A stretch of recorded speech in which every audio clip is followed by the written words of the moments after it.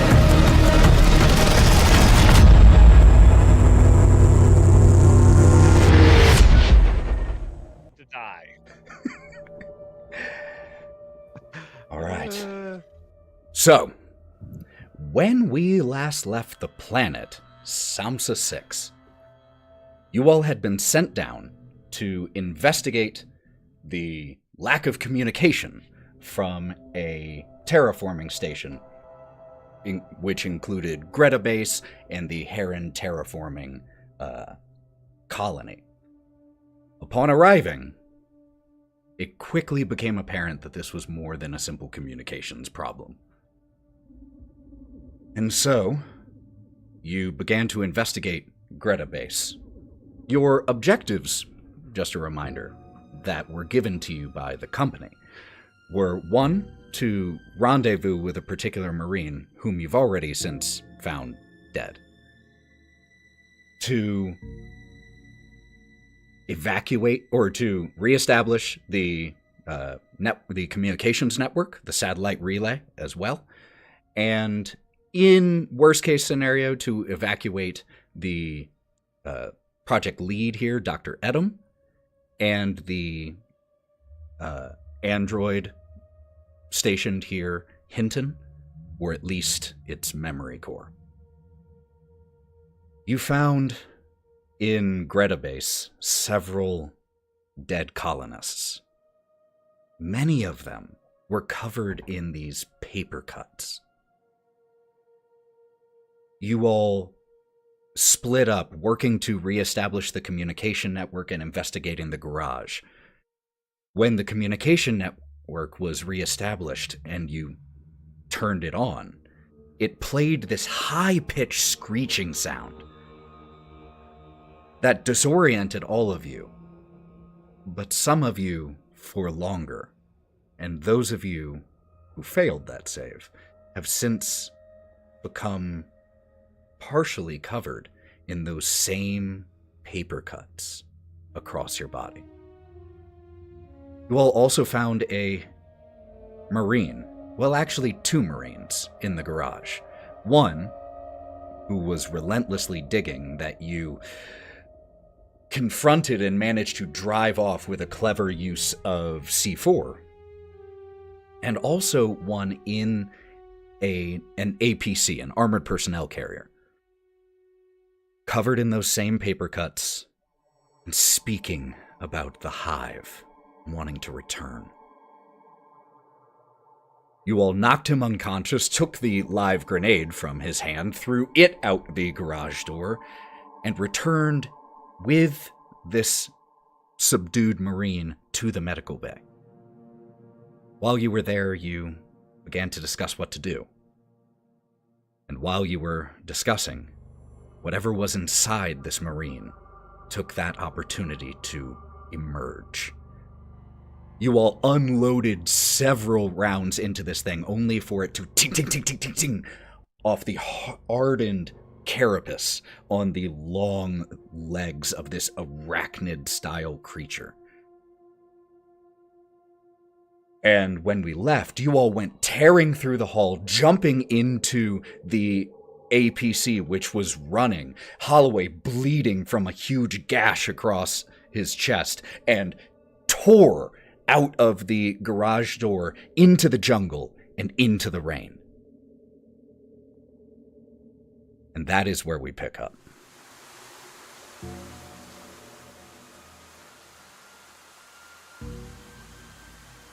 We're being chased by this thing, right? Last you saw, it was still pursuing Wiz, as Wiz came running into the APC last. They're clocking outside. It's stabbing into the ground, chasing after us. Do we know if it was chasing us, It Gordon, or because I know we epic hero scene jump out or crash through the thing. So last you saw Wiz, it was pursuing you, but as soon as you got onto the APC, you shut the door. Haven't seen it since. Yeah. That said, who is currently up front with Holloway?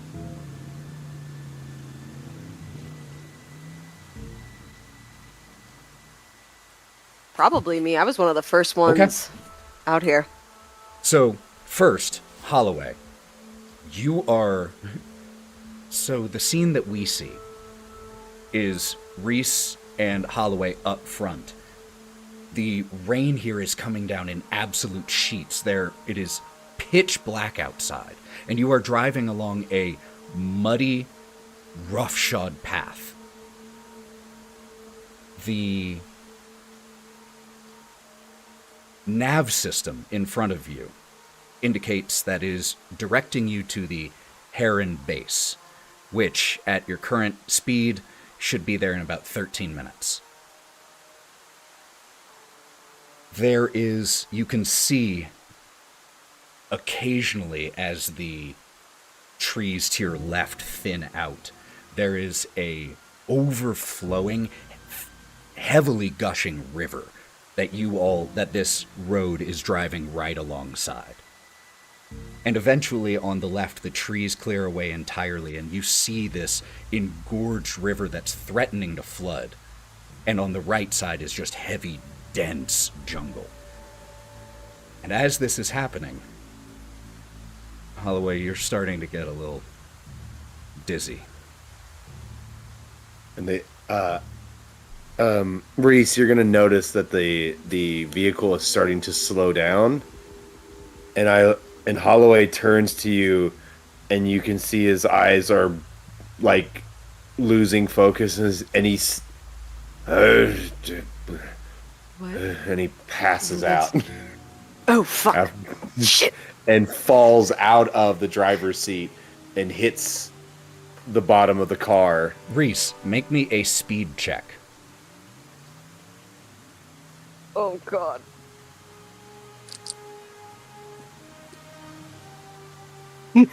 Nope. No? No. No way.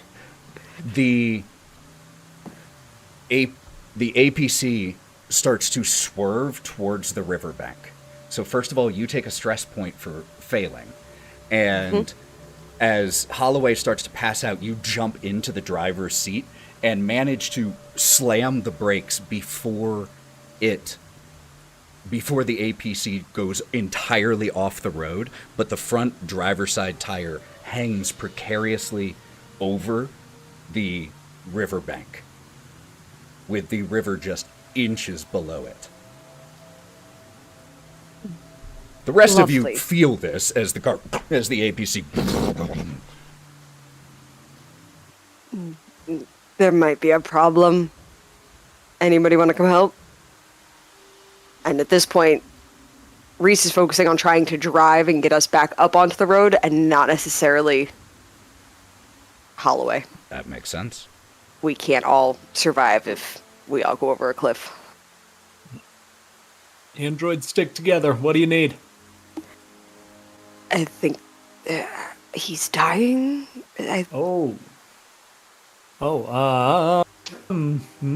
is not a computer situation. Does anybody? I like rip my sleeve and I just like put it against his wound. Okay. Can I I? Bandages.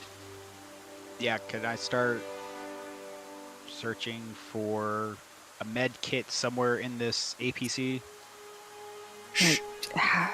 One. Oh, never mind. I'm just gonna fade back into the background.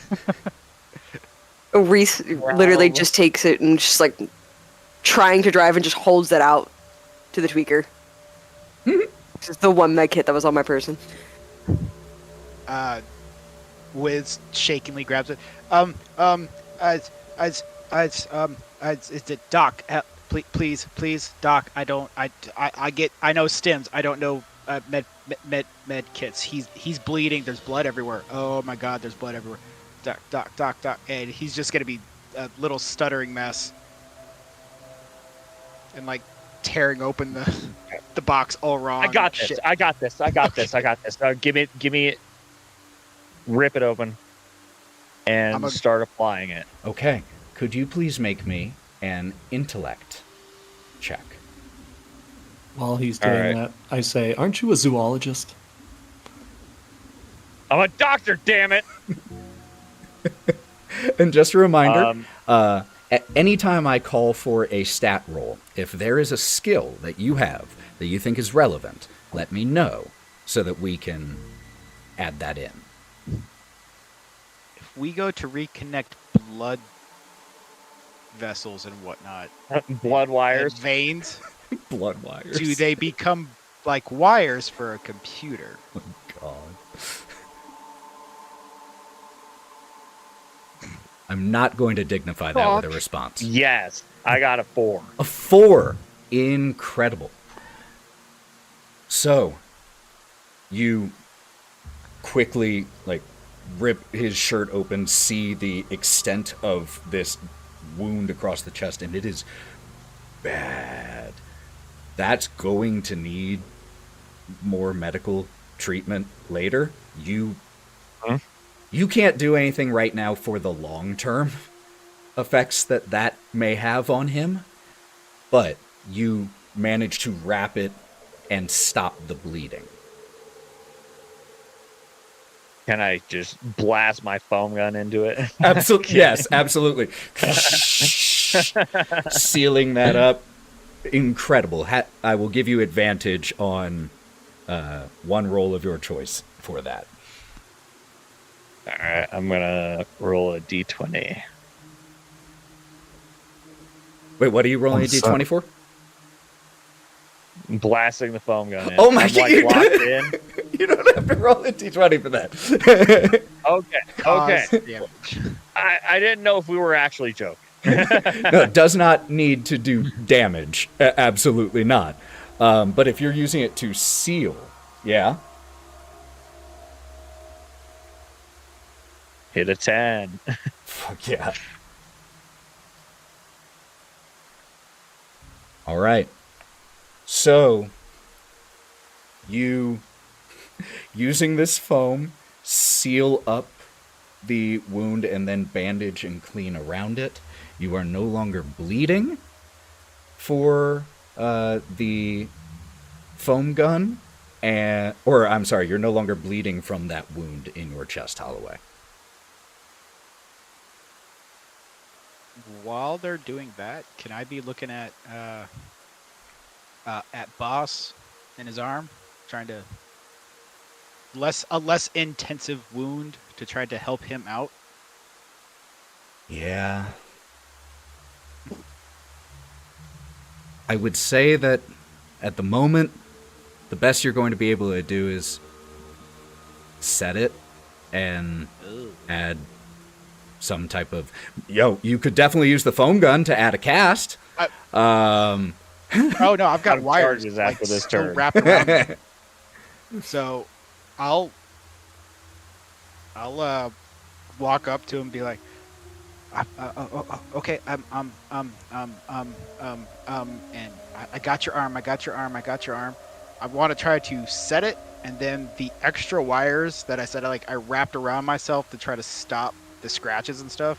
I want to try to use that to like tourniquet his arm. Sure. Okay. Yeah, I'll let him do it. Yeah, I know his heart's in the right place. I know he's trying to do some good here. Oh, he's freaking the fuck out is what he's doing, but he's trying to help. But you keep it focused, kid. That's what matters.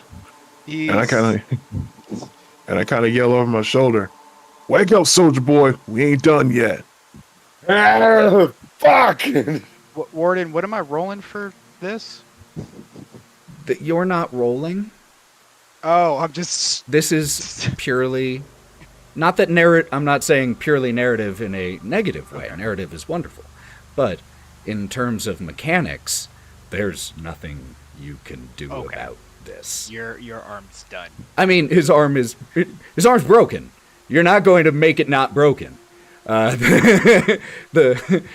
even if you did something like use the foam for a cast, that's still disadvantage on manual tasks. So you splint it. Yeah, Doc? For me, Dr. Dan Carpenter, after saving Holloway's life, I fall back, hit the wall, and just let out the biggest groan of relief. I did my job, but I am totally tunnel visioned. This is my aspect ratio. And at that point, Reese, you said you were focusing on trying to get out of to get the APC back on the road. No roll necessary for that. You just have to reverse and start it going again. And so Reverse and forward. I suck at driving. So as you get the APC back onto the road, hearing all of this happen simultaneously behind you, there's the nav system. But as an additional feature of the nav system, there is a general, not as accurate as some that you've seen, motion tracker. And as you get back on the road, you notice to the right of the vehicle, in the jungle, boom, boom, boom, boom, these 4 blips that at first get left behind as the APC zooms off. But then they start to catch up.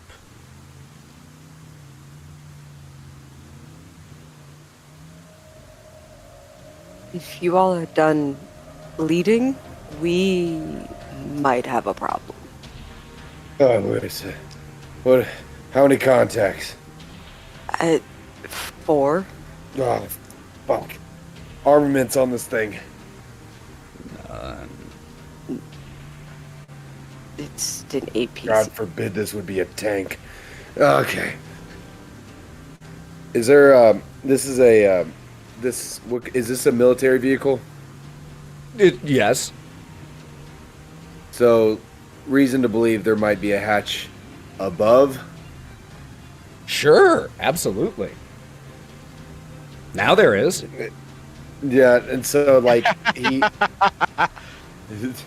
he cinches up, like, tighter, and, like, he arm bumps the mechanic as he's going by. He's like, fucking... I go through the little top hatch and what I would assume this, personnel carrier is, and I'm going to look with my SMG around And what do I see outside the top of this car or vehicle? It is so hard to see anything. As you open this hatch, it is pouring rain, and you are driving about 40 miles an hour.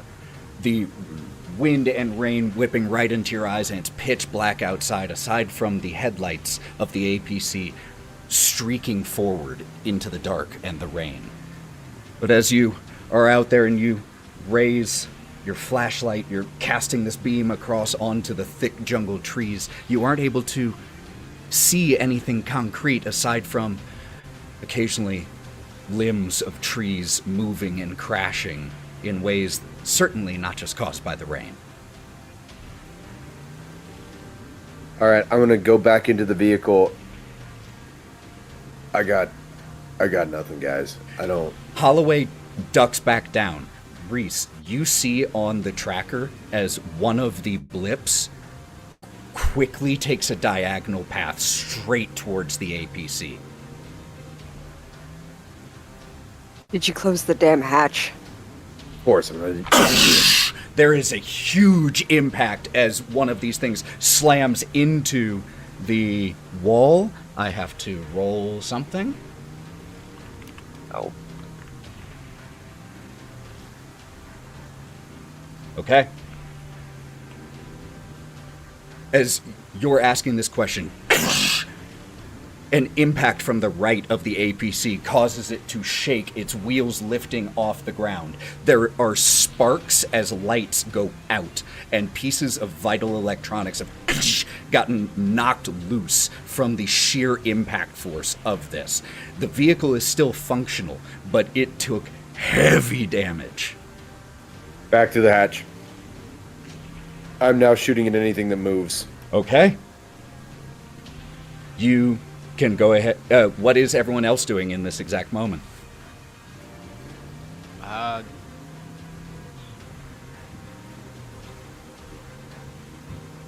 Wiz is just freaking. He's just catatonic, smoking a cigarette. There's nothing he can do with this situation. Okay. I am totally withdrawn. Literally, this is my tunnel vision right here. Got it. So we got two people who are just shutting down. Charles is trying to like look out the window, like see what's going on again. Okay. I'm curious. There's like at the door that was raised up, used as a ramp. There's a just eye size slot that you can look through, and you see several shapes, and therefore so do you, Holloway, running along the exterior line of the jungle. The one that slammed into the APC is almost crab-like in its body composition and has this glossy, gleaming carapace. But the others that you see are differently shaped. One of them still has the central torso of a human and just has the legs that are coming out of the top of it and 3 coming out of the bottom. So it has 5 legs and 2 arms that are stretching as it is running and keeping up with the APC. Holloway, could I please go ahead and make me a combat roll and add anything relevant that you need? Jolly, I saw you were about to say something. Yeah, so when it impacted to us a moment ago and did the heavy damage, did the lights actually come back on, or did they go out and they're out? It's like half of the overhead lights are out, so it's just dimmer in here. You can still see. Okay, so I'm going to start trying to scrounge around. Like, I know, got the busted arm. I'm just scrounging around this AP to look for anything that might be useful. I don't know, something that we could rig up, one-use bomb or some sort of supplies. We might be able to MacGyver some bullshit together and, help us out. Okay, so you start scrambling, looking for anything that you might be able to jury rig and just throw together. Anyone else doing anything? All right. Oh, yeah, I thought the two of you were catatonic, but I saw Wiz and then Doc. So for the combat side of things, because I have to roll fear to do Well, you're this not- combat. You haven't done anything aggressive yet. I use that as the urge to engage with the Okay. enemy aspect Cool. in this. But as soon as I see my boss start doing something mechanical and make a explodey device, that's gonna grab my focus, and I want to try to help him with that since Okay. I've made one before. Also, if a flamethrower could be made, that'd be great. You don't have the pieces for a flamethrower just lying around? What's wrong with you? Weirdly, no. I mean, it is Gasoline- raining outside though, so how good would it be? Oh, it'd be Gasoline awesome. can with that foam blaster. But Doc Carpenter? Ooh. I see Freeman, and I lock on. And I see what he's doing and follow. So I am there. I see what he's big picture doing, and I start grabbing stuff to hand to him. Okay. I love it. Absolutely love it. What was that combat roll from? Oh, I made it. Okay. So you can roll me 2d10 damage with the knowledge that they have 30 it's- armor points Yeah. on average. This is more for distraction than it is I for love actual that. damage. I love that. I just wanted to make sure that you were aware beforehand what I was going to say after. I'm assuming 00 is 10, so... Yes, it is. Good roll. So 13. Good roll. And you, as you are out here just seeing these, you send a few shots at them, just trying to keep them back away from the APC. And you watch as the one with the two long crab-like arms stretched out of the torso turns and just runs to slam directly into the APC, impacting. I need to roll something.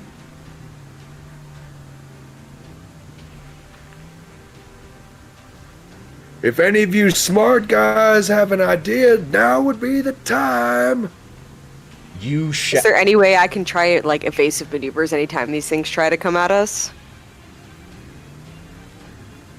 You can make me a speed roll. Nah, shit. And again, if you have any relevant skills. Yeah, let me make linguistics work for this. Look, if you're a good enough bullshit artist. No. No? Okay. Is the... You said some of the mechanical stuff went out. Did the sensor go out that lets me see them? No. So, I've got bonuses in computers and hacking. Mm-hmm. Would that allow me to know the delay enough from the delay outside when it senses to when it comes in to help me time better? I will give you computers. I like that argument. I will take it. That's an extra 10. Alright. Hey, made it. Made it? Made it. All right. So, you manage to slam on the brakes just in time so this one goes and off the ledge into the fast-flowing river. But then you have to gun it again. The Holloway, I have a frag grenade. Do you think that would help? Yeah.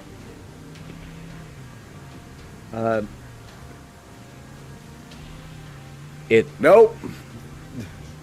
They'll run past it before it ever would do anything good for them unless I get them on top of me and detonate it myself. as you say It that, might be great. What? as you say that, there were more than one, and they now get theirs. Yeah. 17 will definitely be lower than its combat score. You were able to avoid the first attack, Reese.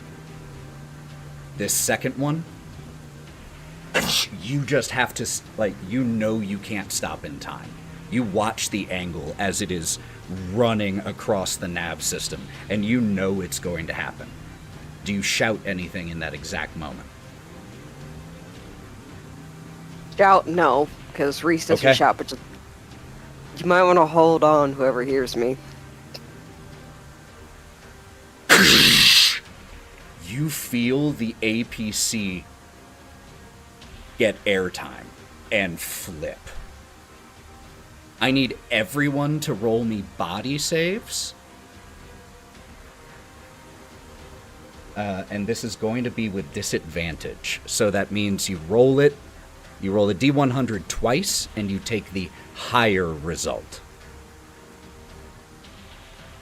I don't know if it could get higher than what I rolled the first time. Well, then, you're fine. Not fine, I guess. I rolled a 92. Not fine. Well, that is an 75. auto failure. 64. Well, let me know if you pass Oh, or no. fail. No.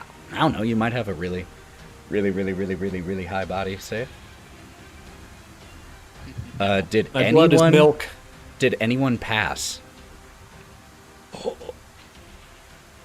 76. Everyone failed. Okay. Then the APC lands.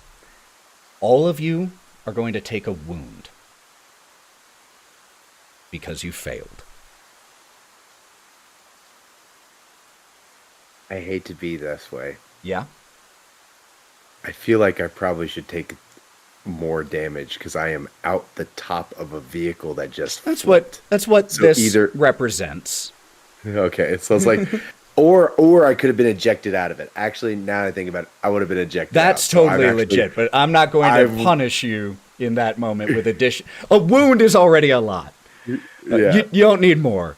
But I do just want to remind that I did give advantage already to one player, or inspiration to one player. If you want to use that now, you can. That was me. I had inspo. I haven't used it. And I think I gave Yeah, there's been two. Sam also. So if you all want to, now is the time. Yeah, I'm gonna do that. You did Same. say take the higher of the rolls, correct, Ethan? Because it's disadvantage, yes. In this game, high bad. You know what I rolled? 12! The inspiration saves you a wound. You know what the I'm inspiration so gave me? inspired. What it, A Well, my bad. 98. 98.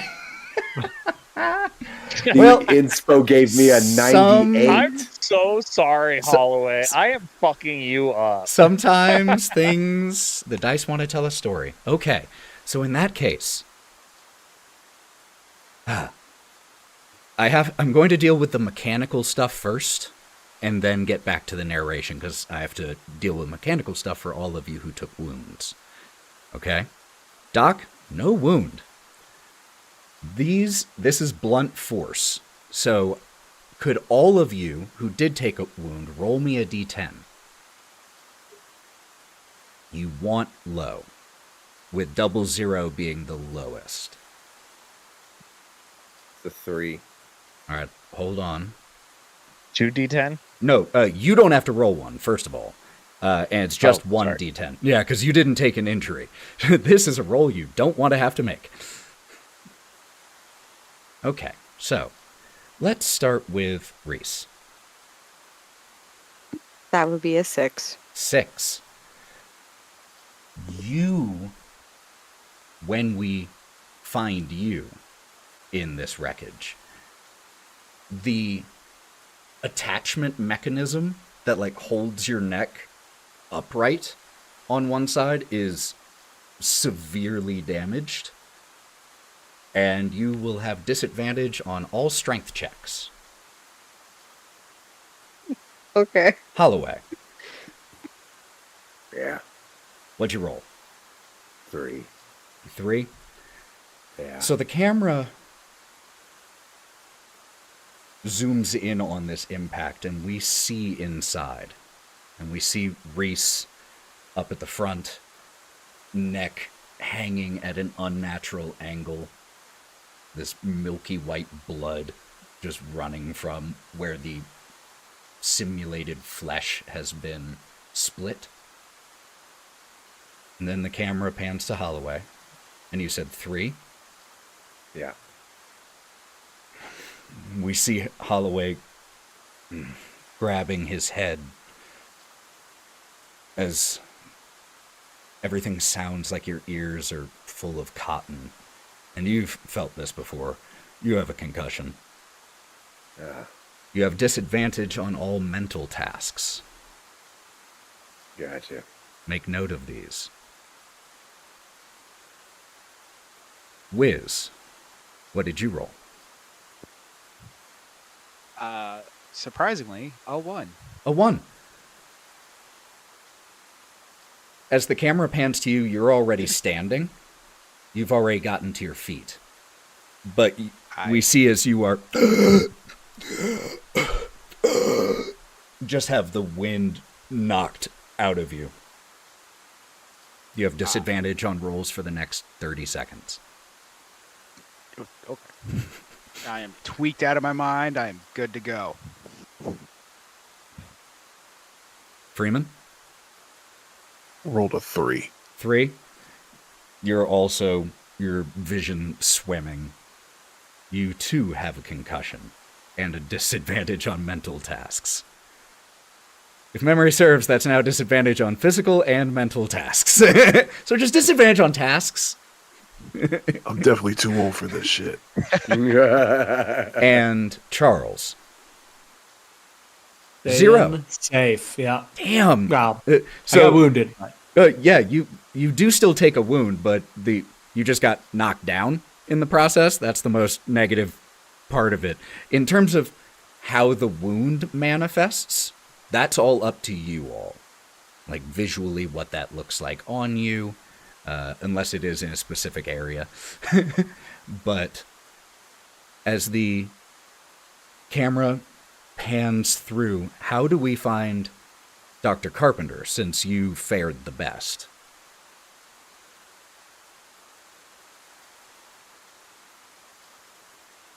I'm baffled. Absolutely baffled.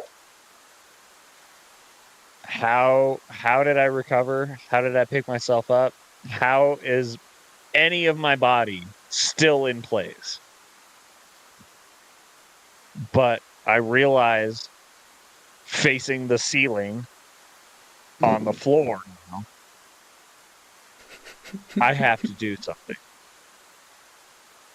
This was a miracle. God gave me a gift somehow.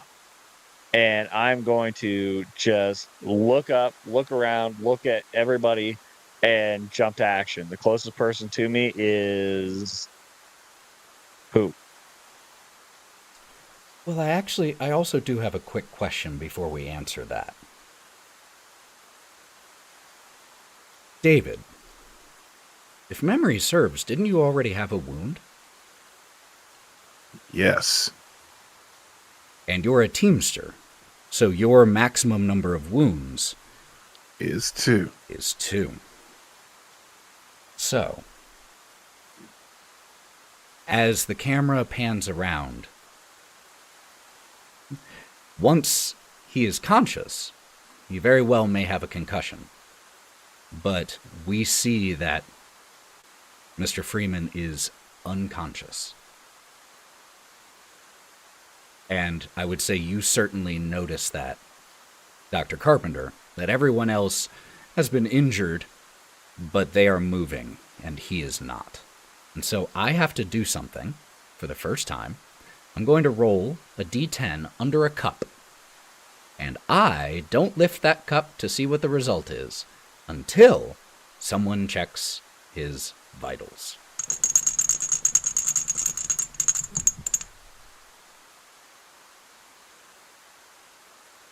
Holloway? So I would like to point out Holloway is not in the vehicle. He's the only one not in the vehicle. Okay. He has been flung out of the vehicle because physics would dictate if half my body was out and it rolls, I have been flung out of the vehicle. Yep, well, and that tracks. How many seconds has it been? We'll say this is all within the first general 15 seconds. At 30 seconds, you can have caught your breath. Okay, cool. Because now I can roll things. Doc, you're just gonna see Wiz like just pop up. Just, oh shit! Oh shit! Oh, Freeman! And he's just gonna pull out a stim pack, and he's about to just stab it into Freeman. And I grab your shoulder, and you read my mind.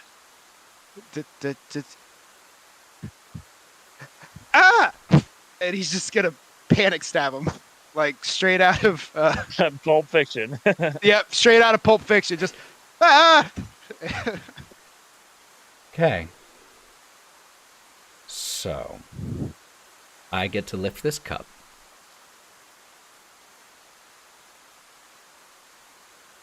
And that is, on the die, a 5. What does that mean? You stab this stim back into David Freeman. And David, you feel the faintest breath of life left in you. But you know that it won't last. In this final moment that the stim pack has granted you, what do we see? What do we hear?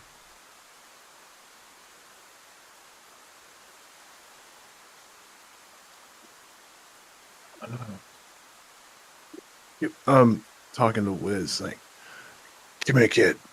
Yeah.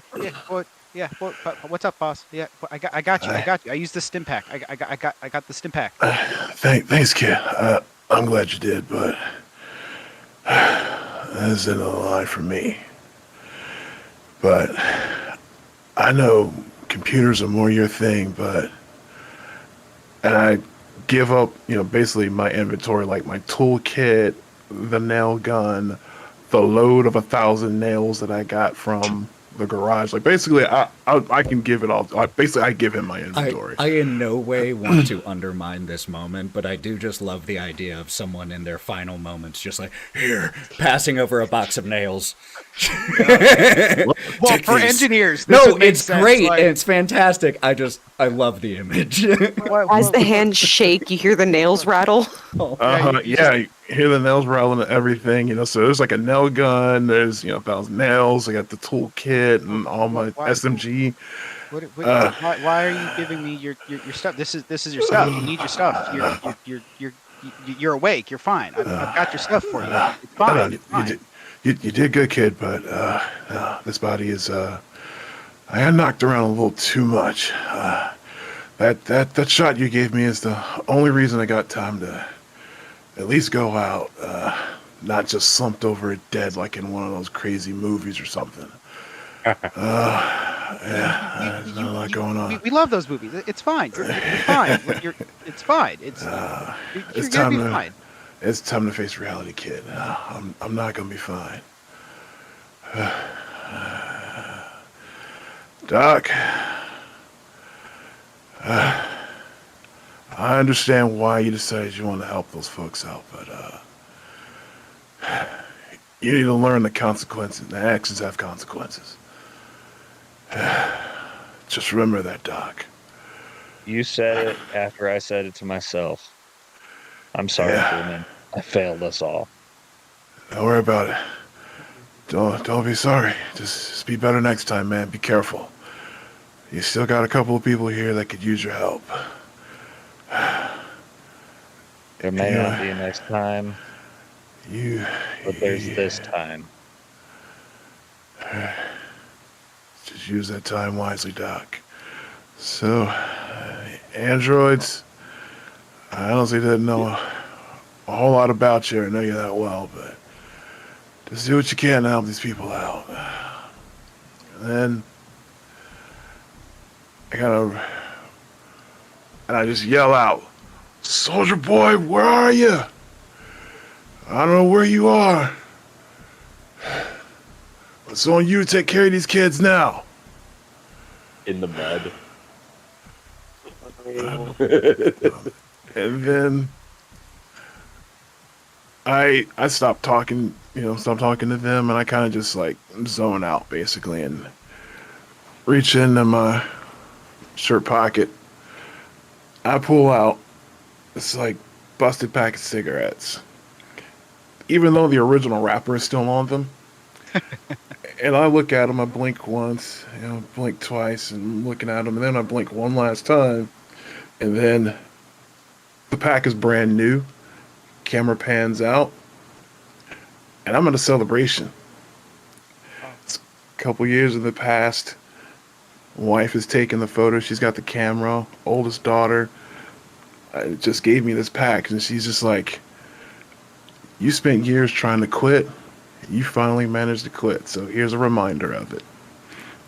And my youngest daughter, she's like hugging on me and everything. And then, we have a celebration to recognize that I finally quit smoking after years of trying. And so we're cake, ice cream, fun, dinner, everything like that. And I just, put it, again, original party, I put it back in my pocket. We take like a family selfie and everything together.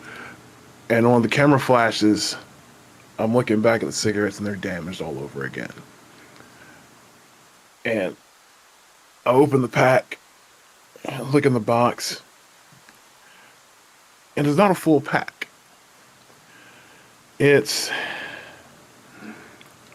a lighter, some pebbles that my little daughter probably picked up and just threw them in there. A lighter, one cigarette, I pull out, and there's a photo. It's the family selfie from my back. I flip it over. Wife wrote on the back and said, "If you ever decide you're going to smoke that cigarette, good reason, bad reason, otherwise, just know we're always there with you." And when I read that, everything else just starts flipping through my mind about all the fun we had together, pictures and everything like that. And the rain is very fitting. And through my flashbacks, I have, got the fun, we have the cake, the ice cream, playing around, regular life, and then one moment it ends, and I'm standing over 3 graves.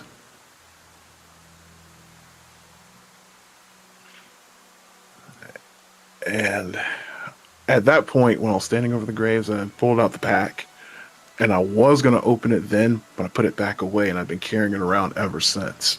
But now, I pull that one out. I light it. I just start puffing on it, and I get to about halfway. I take one last.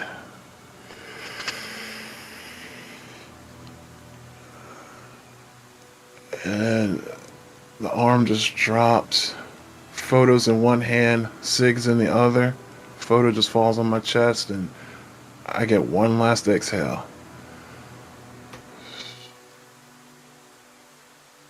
And as the camera follows that smoke, as it wafts through the open hatchway, the camera pans to Holloway, crawling through the mud, shaking his head, getting to his feet. Hold on one second, Doc. And at about the same time, Holloway and Reese, you both notice movement. Reese, you notice it from the still functioning tracker. And Holloway, you notice it in front of you. As large shapes begin to push their way in no hurry through the tree line and towards the APC. let's go ahead and take a quick break, and we Oh, will pick up fuck you. right there Wow. to see what Nice. happens. So What a let's. Spike Spiegel death. What a gosh dang Spike Spiegel death I've ever seen. That's the end of Cowboy All right, y'all. We'll Bebop. be right back. Don't go anywhere unless you're going to like hydrate. But we'll be back in 5 or 10. See y'all soon. Bye bye. Oh.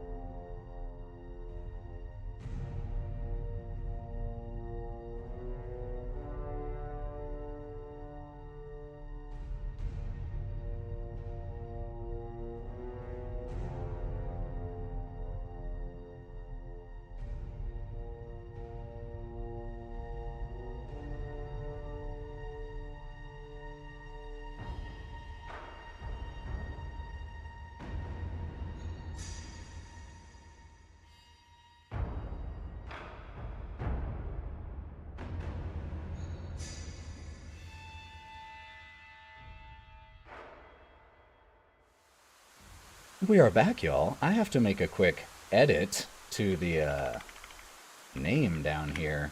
We're going to keep that just blank for right now. There we go.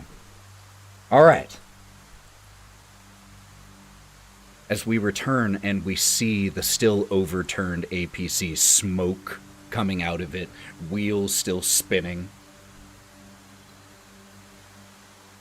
we see from outside through the jungle the large leaves of these trees getting moved and shifted by the large forms wading towards the APC.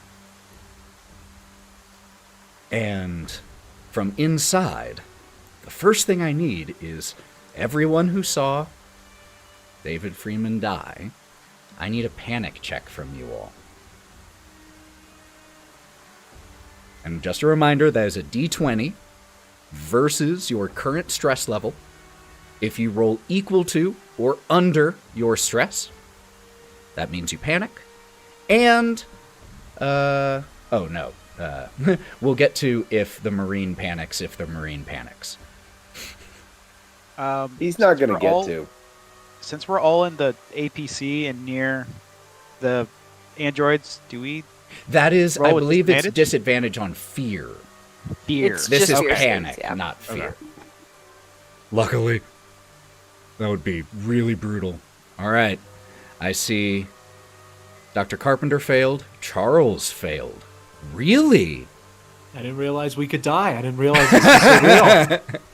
You said over You're or so under? new. Under. You're such a young android, baby. Under want is to roll fail under. here. No, you Ah. on this one roll, Yeah. you want to roll I- over.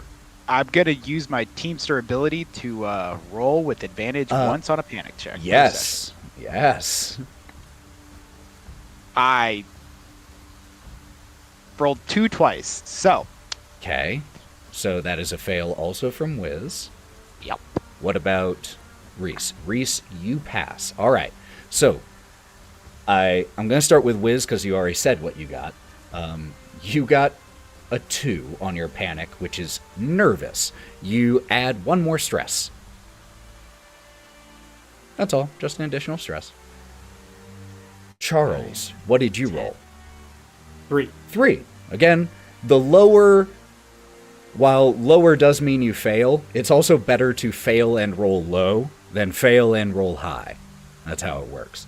So 3, oh god, you also get 1 stress. And I would love for you, Charles, to tell me how this manifests, given that however it manifests is enough to make all of your crewmates around you take an additional 2 stress points. I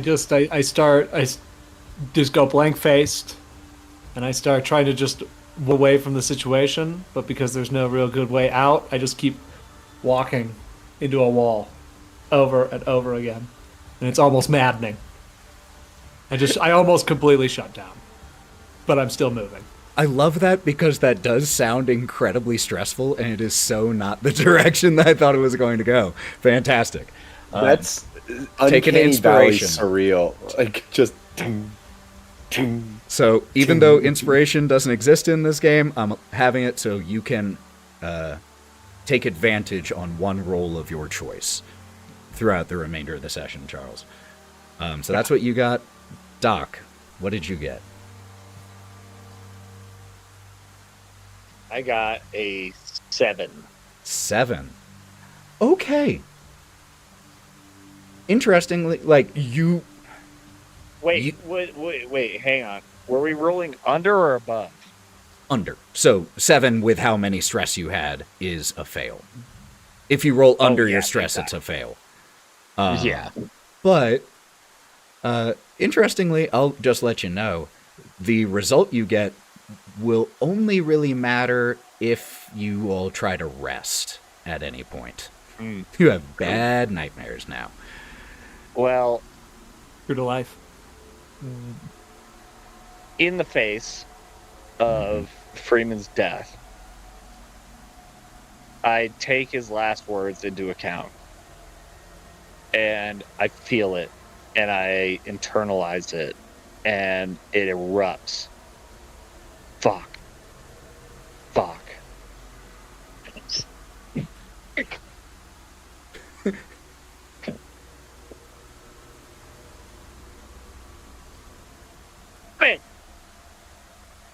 I don't know what to do with myself or my body or anything. I just erupt.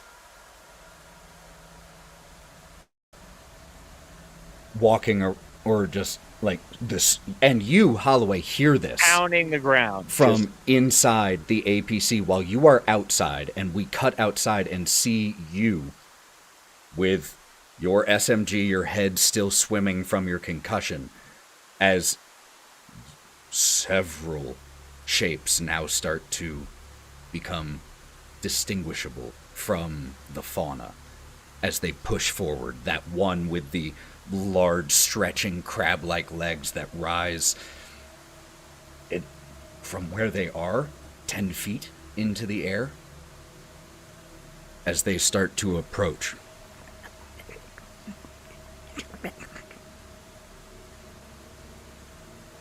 And they're approaching the vehicle, right? Uh-huh. How far was I flung away from the vehicle? Only about 15 feet. From Holloway's perspective, all he knows is that everybody inside the car, because I'm hearing "fuck" being yelled. I assume I heard that, right? You said I heard that. I assume they're alive, but all these creatures are advancing on them. So I do the only thing that I think, because I take inventory of like everything that we had, everything in my brain. I'm doing the fast. I'm doing the military combat fast. And it's like I only have one in my mind, one course left to me, and you're gonna hear the loudest, and he's going to put a single round like volley of shots into each body that he can see to get their attention on him.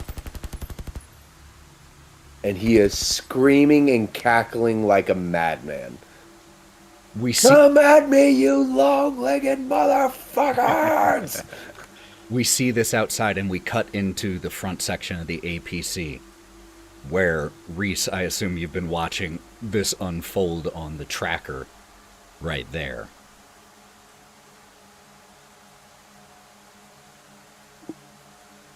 If you all are done freaking out, we have a problem. We cut back outside. We see Holloway continuing to unload as it just ting, ting, ting, ting, ting, ting, ting. Each and every single shot that is fired bounces harmlessly away from these things. And they start to... When you shoot at them at first, they hunker into themselves. And then after you've fired a few times, you essentially watch as they realize what you are compared to them. And they again start to move forward and then start to lurch towards you. And it is as they start to lurch towards Holloway still firing off desperate shots, that we hear the sound of engines revving.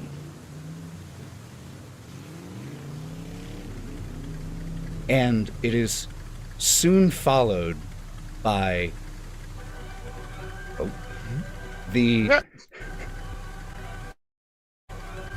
this blasting music Great. that sounds like it is being blasted over a cheap speaker system. And several ATVs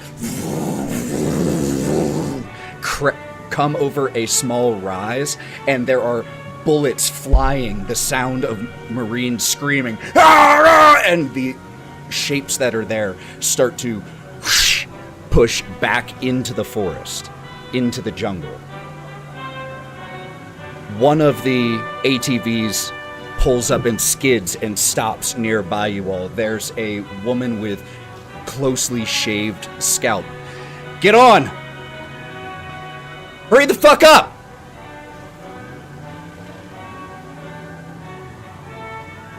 Holloway is just like, what?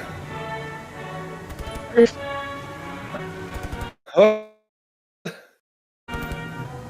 I was ready to fucking he gets on one, just jumps on one, like, he's holding them way too tight.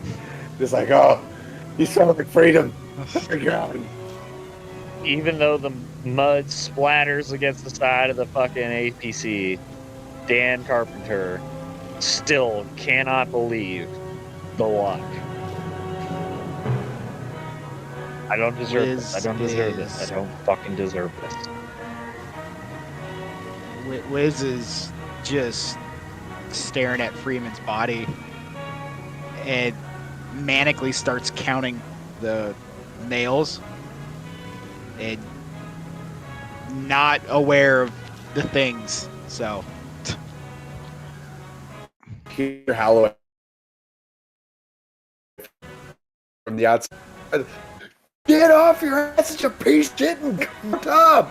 God damn, what are you waiting on? An invitation? This ain't a wedding. Get your asses out of the car and get on the goddamn fucking four-wheelers, you pieces of shit. Look, Get on now or get left.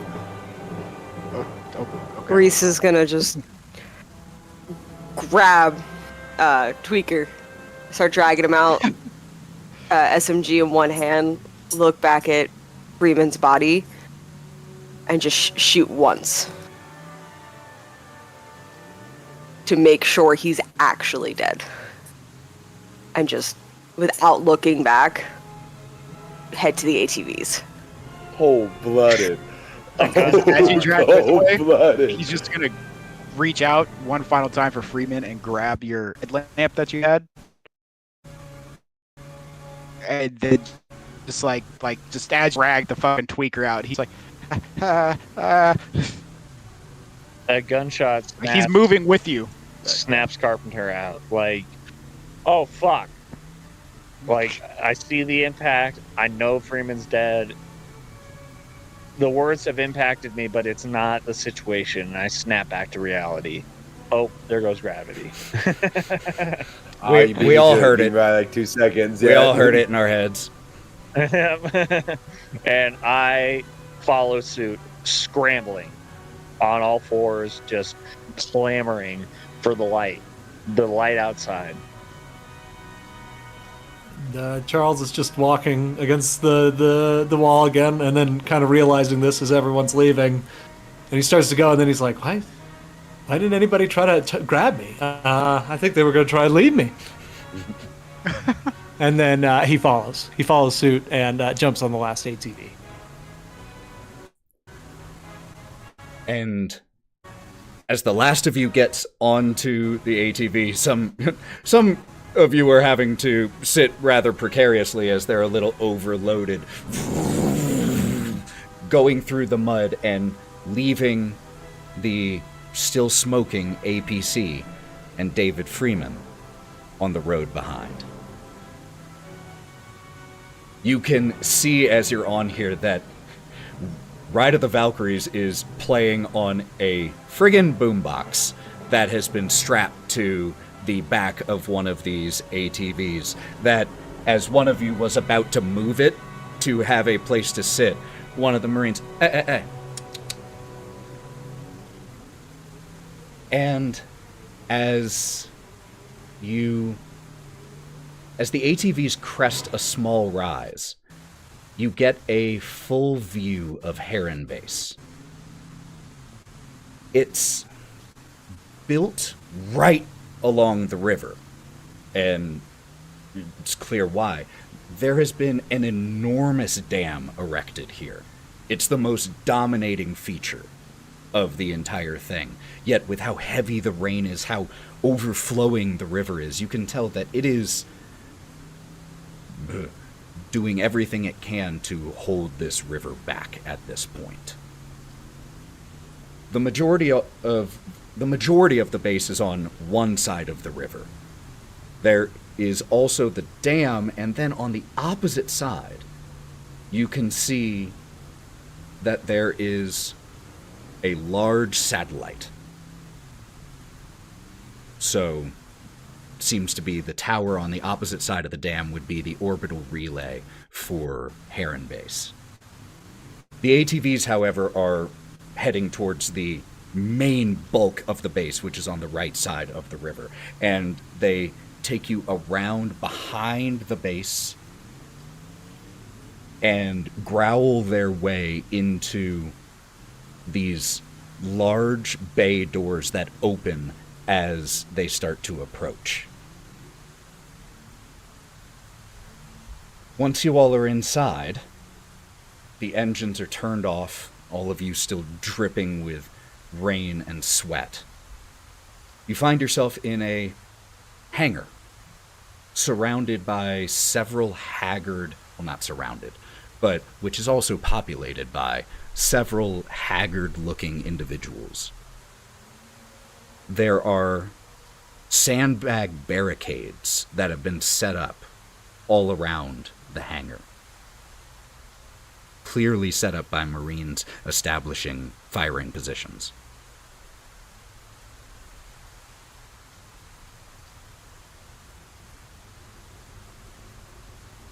Warden? Oh, yeah? Did we seal the door behind us? Yes, as you all enter, the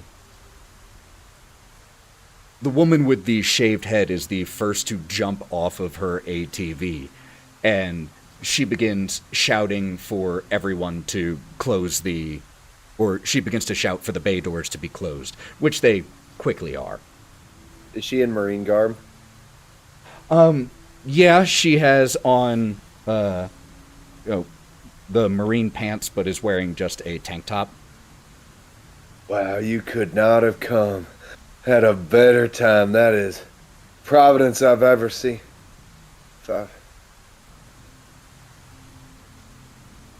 What are the rest of you doing in this exact moment as you come in here? Oh, hold on. Doc. Where the hell's the old timer? Did you motherfuckers leave the old timer behind?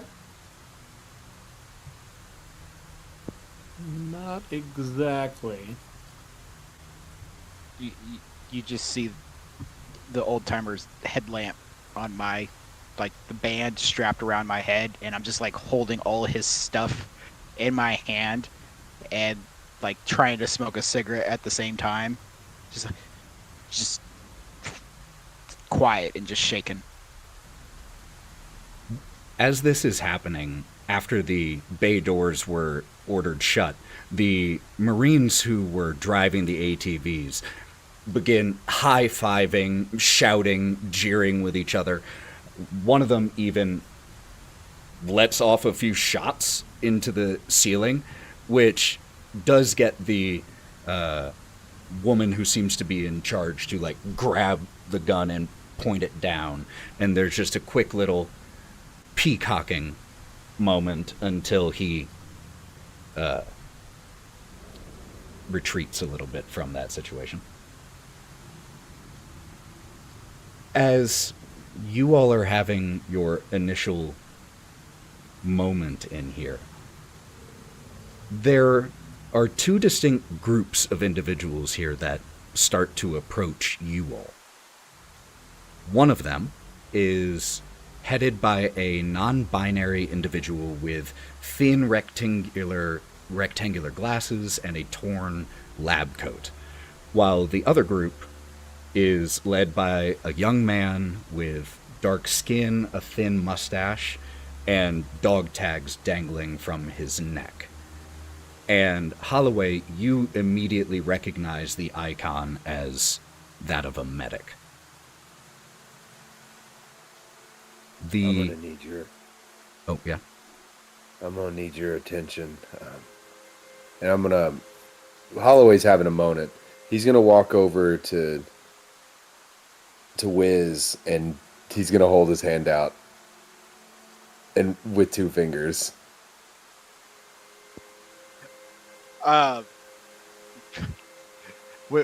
Wiz sees it and realizes what you're asking for, and he's just like, hang on, and he just starts going through the nails and just hands you a nail. No, you idiot. You know what I want. God damn it. Give me a cigarette.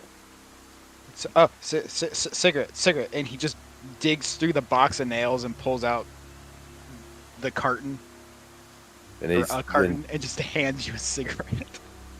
Yeah. As this is happening, the individual with the thin rectangular glasses steps closer to your group. Were you sent by the company?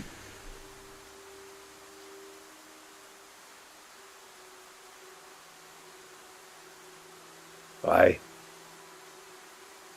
That is good. Yeah, we were. That means the company understands the value of my research.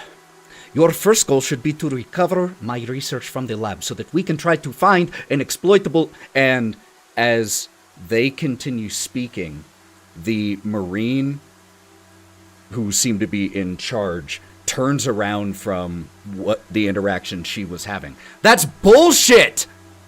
Siege Squad has been gone for hours. We need to send backup now. We need to get in there, blast the fuck out of whatever hit Siege Squad, and get the reactor ready for the flood. If we don't, none of the rest of this matters. We're all fucked if that reactor goes down. You've seen what those things did to us when there were more of us and the power was on. You really want to be here when it goes dark?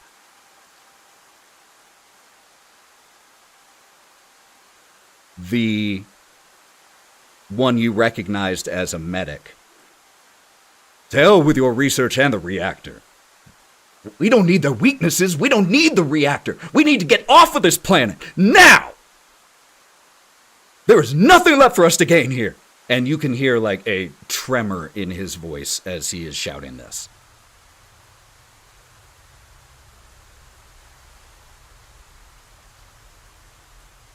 Dr. Carpenter? Dr. Carpenter is looking at a puddle that isn't being rained on. We're in a hangar and just wondering why, and just catches pieces of this conversation, and that voice pierces through in a way that just erupts. Dr. Carpenter grabs the lab coat and yanks him in, and he goes, I saw 3 people that I was to protect die in front of me. And you're worried about your fucking research? You're worried about your fucking research? Fuck your research. Fuck you and fuck your research. The whole reason that any of us are here is because of this bullshit. We're not supposed to be here. We're not supposed to be on this world. We've interrupted an ecosystem, and it's taking us down one by fucking one. Fuck you, you. He throws him back. A Marine looks like mid-50s Japanese descent, a gray scruff of a beard. As you push the doctor back, steps forward, kind of catches them, and just gives you a stony look. And the doctor steps back and straightens their torn lab coat. More habit and performance than functional. That is well and good what brought us here. But we are here now. And my research might be able to reveal a weakness. You want to survive against these things? We need to know how to kill them. Have you tried? And at about that time, there is through the windows of the bay door, you can see as outside gets a little bright for a second. And then there is the sound of approaching thrusters and a single transport pod drops down outside of Heron terraforming base. To be clear, this is a one-way vehicle. Why? Because it wouldn't work otherwise. It's called a conceit. Roll with me here. But So it can't happen. Dun, dun, dun, dun, dun, So- dun. So the movie can happen. who do we see as the lid lifts? Who do we see step out? So you see a man step out, and he's probably about early 30s, and you'll see that he's got a nice little button-down shirt. It's actually completely buttoned up, and there is a nice white pristine lab coat. And one of the first things I saw when the pod opened was the doctor with the damaged coat, and it kind of just fluffed my own here, like, aha, mine's in better shape almost. And I guess I'll introduce myself first. So I'll come out of the pod, and just Well, as you introduce step out, there is the building right in front of you. The bay doors roll open, and you are immediately met with several guns trained in your direction. I will also note that those of you from the Metamorphosis, which all of you are, have in all likelihood met each other at some point. You're all part of the same full crew. But you are met just by that, and then, who the fuck is that? He's one of the Metamorphosis. That's funny. The company's still sending bodies for this meat grinder. Oh boy, oh you're dead. The rest of us. He starts to cry a little bit. And so what else do we see? Dr. Wilson? Well, I mean, yes, PhD, yeah. Yes, I am. Dr. Anthony Wilson. I'm still kind of shocked with all the guns and everything what's going on. It's just, yes, Dr. Anthony Wilson. My specialty is here, pathology, chemistry, botany. Just wanted to sit down to see maybe what new discoveries could be gleaned out of what you all have worked on so far. And I take it the reason I'm here is because someone's already passed away. And wait, there was an older guy with you, wasn't there? Oh, I must be his replacement. This is pretty awkward. Also, I wasn't aware that there were other people in Heron. I knew contact had been lost. That's all I had received. I guess there were survivors. This, just so you know, Dr. Wilson, you were given the same general briefing that all the others were. And you all had not heard anything about survivors or fatalities when you received the initial briefing, because there was simply a lack of contact. But now, as far as you know, it looks like everyone's alive and well, aside from the one you're replacing. So everything appears to be in order, at least so far, to some degree. What can I help with? Is there some research to be done? Samples to be taken or worked on? And the doctor steps forward, who I don't think it's a huge leap for you all to realize this would be Dr. Edom.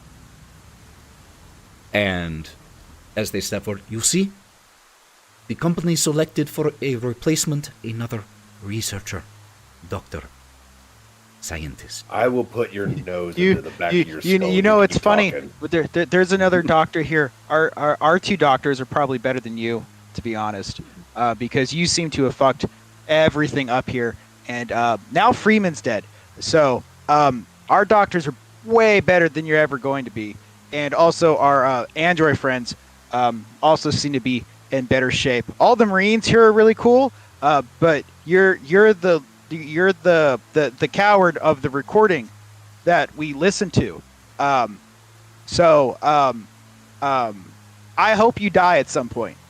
and Wiz is just gonna go like walk over to our original doc, and then just like stand next to him, and just he's gonna try to make something with the walkie, like try to make a trigger, explosive trigger with Freeman's old walkie-talkie.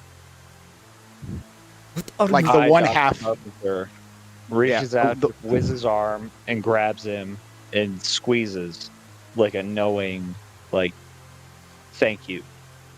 You think that was you me? got me. You think that...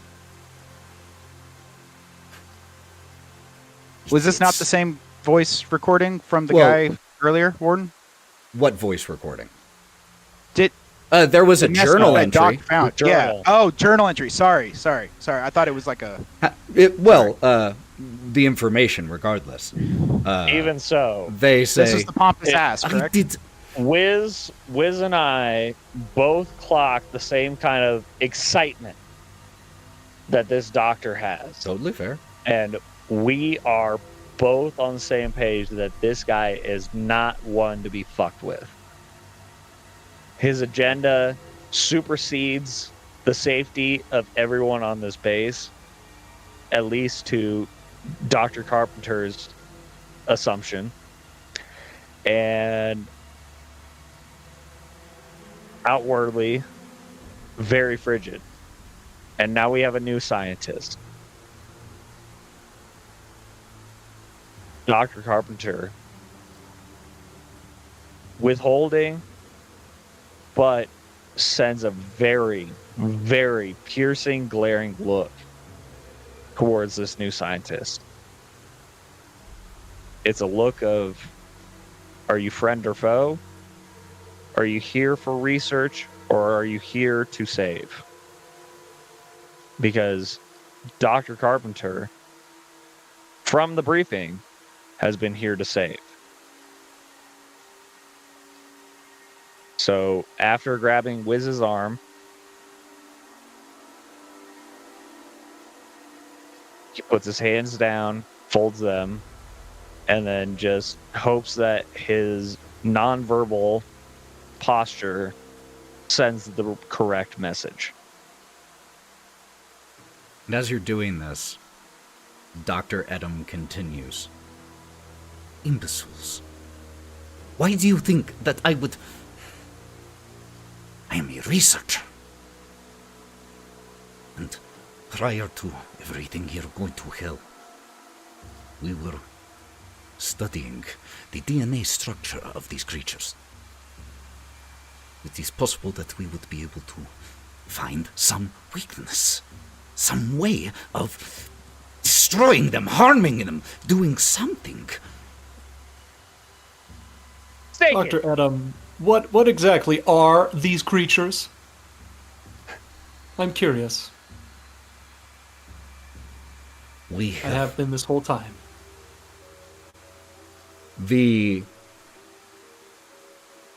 As you ask this question, the Marine pipes up one more time. Does any of that fucking matter if the reactor goes down? We are pissing away time here. Siege Squad could be dying out there right now, and we have the ability to send reinforcements now. We have more people. Let's get in there, save their asses, make sure the reactor doesn't go down, and then we can figure out whatever the fuck we're gonna do next.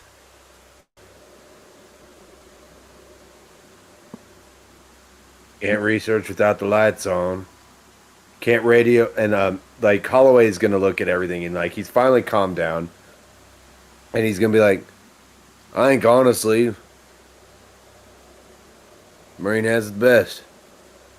As much as I agree with you, Doc, that we need to get the hell out of here and get off this stupid rock and fuck whatever the corporation wants. This shithole is a fucking lost cause and we shouldn't be here.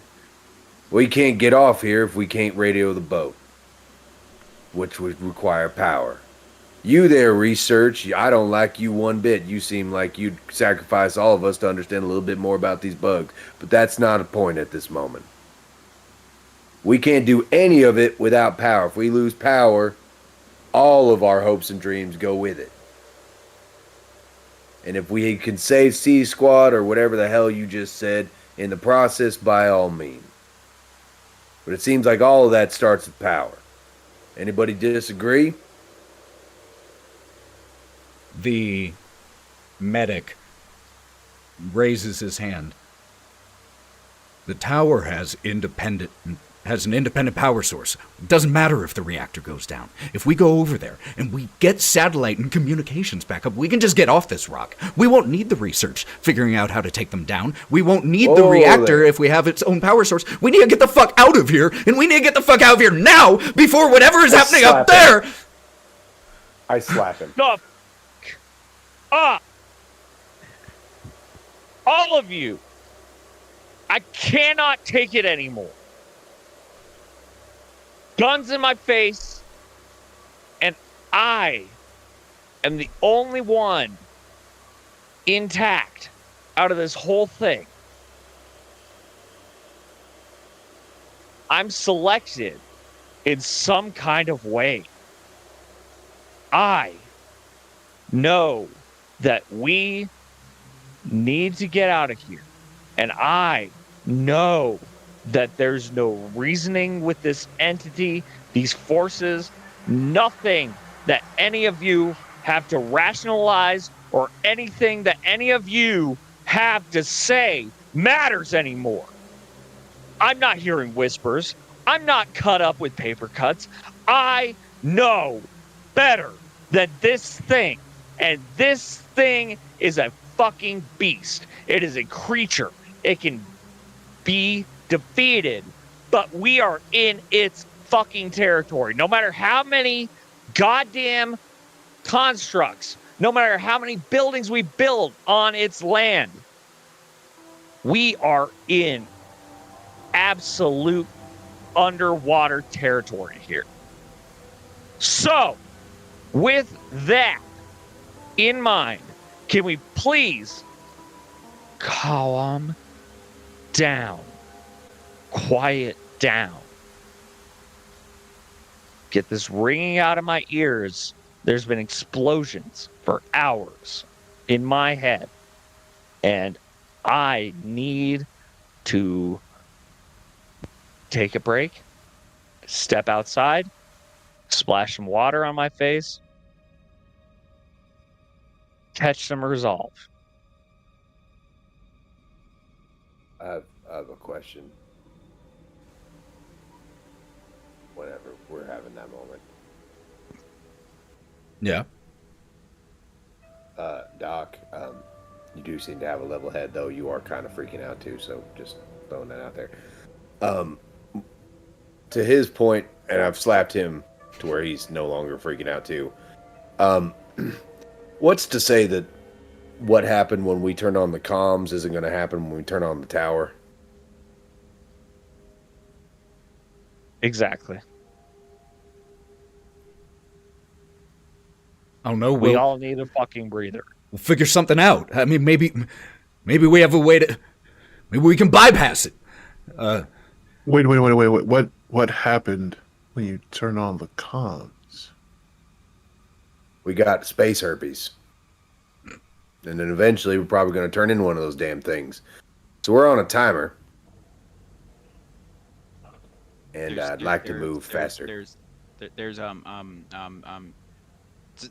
spider creatures, and they're massive, and they crawl out of your necks, and they kill your friends, and they murder everything around them, and it comes through the radio waves, and now we hear voices in our heads sometimes, and if you get shocked by a stun baton, the voices go away for a little bit, but it's okay, it works, and Wiz is just gonna kind of like trail off and just try to like find little mechanical components to further move along his makeshift Bomb detonator. Yeah, he is literally just trying to make as many bombs because that's the only thing we've seen that can damage him. I think, according to him, I think at one point you are just going around and touching things, and one of the Marines like bats something out of your hand, like, give me that. I just give that back, and then I just walk over to someone else's radio and just try to.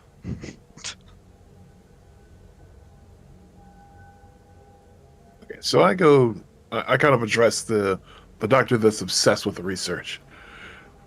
Look, doctor, I understand the importance of research is an important part of my way of career too, but you have to understand, research is not worth everyone's lives here. What good is it if you die trying to get it? What good is it You don't. if you become the research? You don't understand. I need the research. My family is being held in debtor's prison. If I don't return with the research, they'll never get out. So to answer your question, it's worth it to me. So what exactly kind of research are they expecting from you? What result are they expecting you to produce? It isn't about the result. It's about the data, the information. This is an incredible discovery. A creature that is intelligent and can reproduce through sound, taking over the bodies of entirely foreign creatures simply through sound. Reproduce through sound, take over by sound? Yes. Wait, what he showed us a moment ago with the space herpes, as he called it. Yes. Are you or any of your people suffering the same condition as they are? Straightens up. Not anymore. Okay.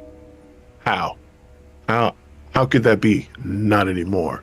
Does that mean you have a way to stop it? And they just look at you, waiting for the pieces to fall into place. Oh. That's what you do. All right. There is no known cure. Have you seen it progress to full final results? What happens at the end?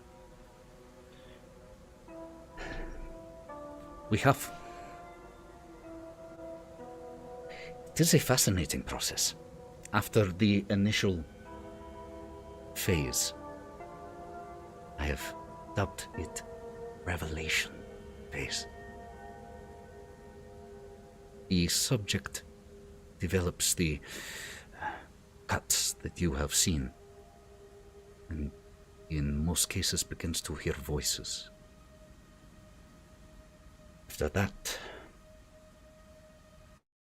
anywhere between half a day and 3 days, in our experience, they will begin to suffer catatonic episodes.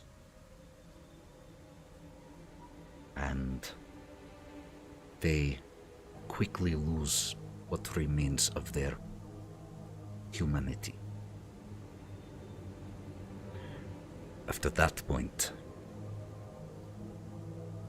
it is better to simply end it quickly.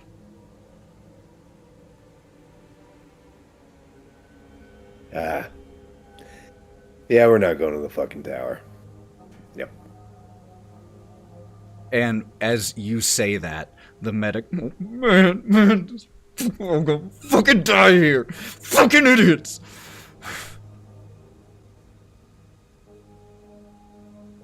I will shoot you.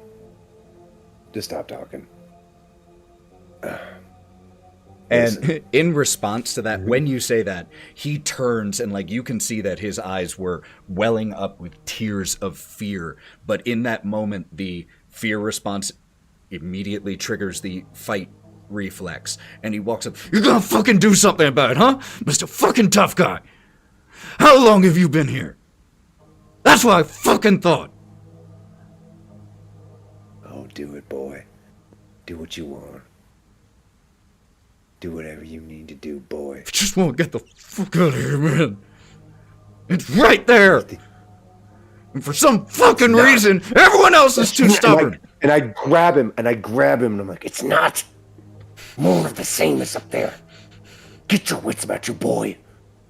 You know exactly. You've been here longer than me, then you should know that anything up there is just death. If we turn on that tower, it's just going to make more of us. And you're going to be suffering the same fate as I am. Now, you want to turn out like me? You want to crab about? Now, you're going to gain your wits, boy, and we're going to think our way through. All right, soldier? Huh? We're just going to end up like you if we fucking stay here. I know. We'll get off here. We'll get off this rock, but we ain't going to do it freaking out. Now, get your wits, boy, and stand in line. And you, like, shove him back.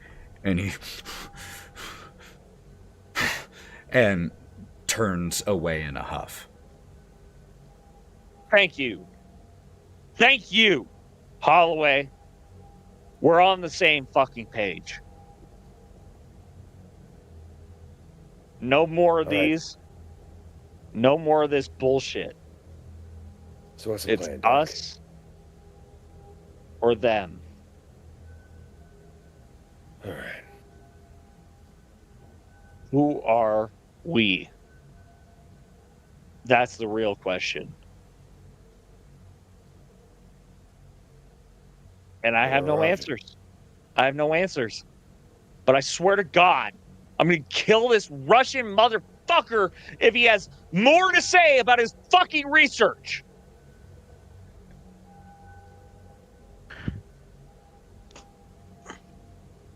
And they I like simply that the look soldier- at you with a head shake. You there, commanding officer. Fill us in on your part of this. What happened to C-Team? As you address the Marine who seems to be in charge, she heads over, and you can see the dog tags read Valdez. Let me turn this down really quick. That got louder than I intended. There we go. She walks over to you. Siege squad headed down to the reactor to get it ready, sandbag, prepare it for the flood that is absolutely going to happen anytime. And that was hours ago. We haven't had any word, and their locators have gone dark. I'm gonna look at Doc. What's the plan, Doc? You're the level-headed one. You're not hearing any voices. What do we do?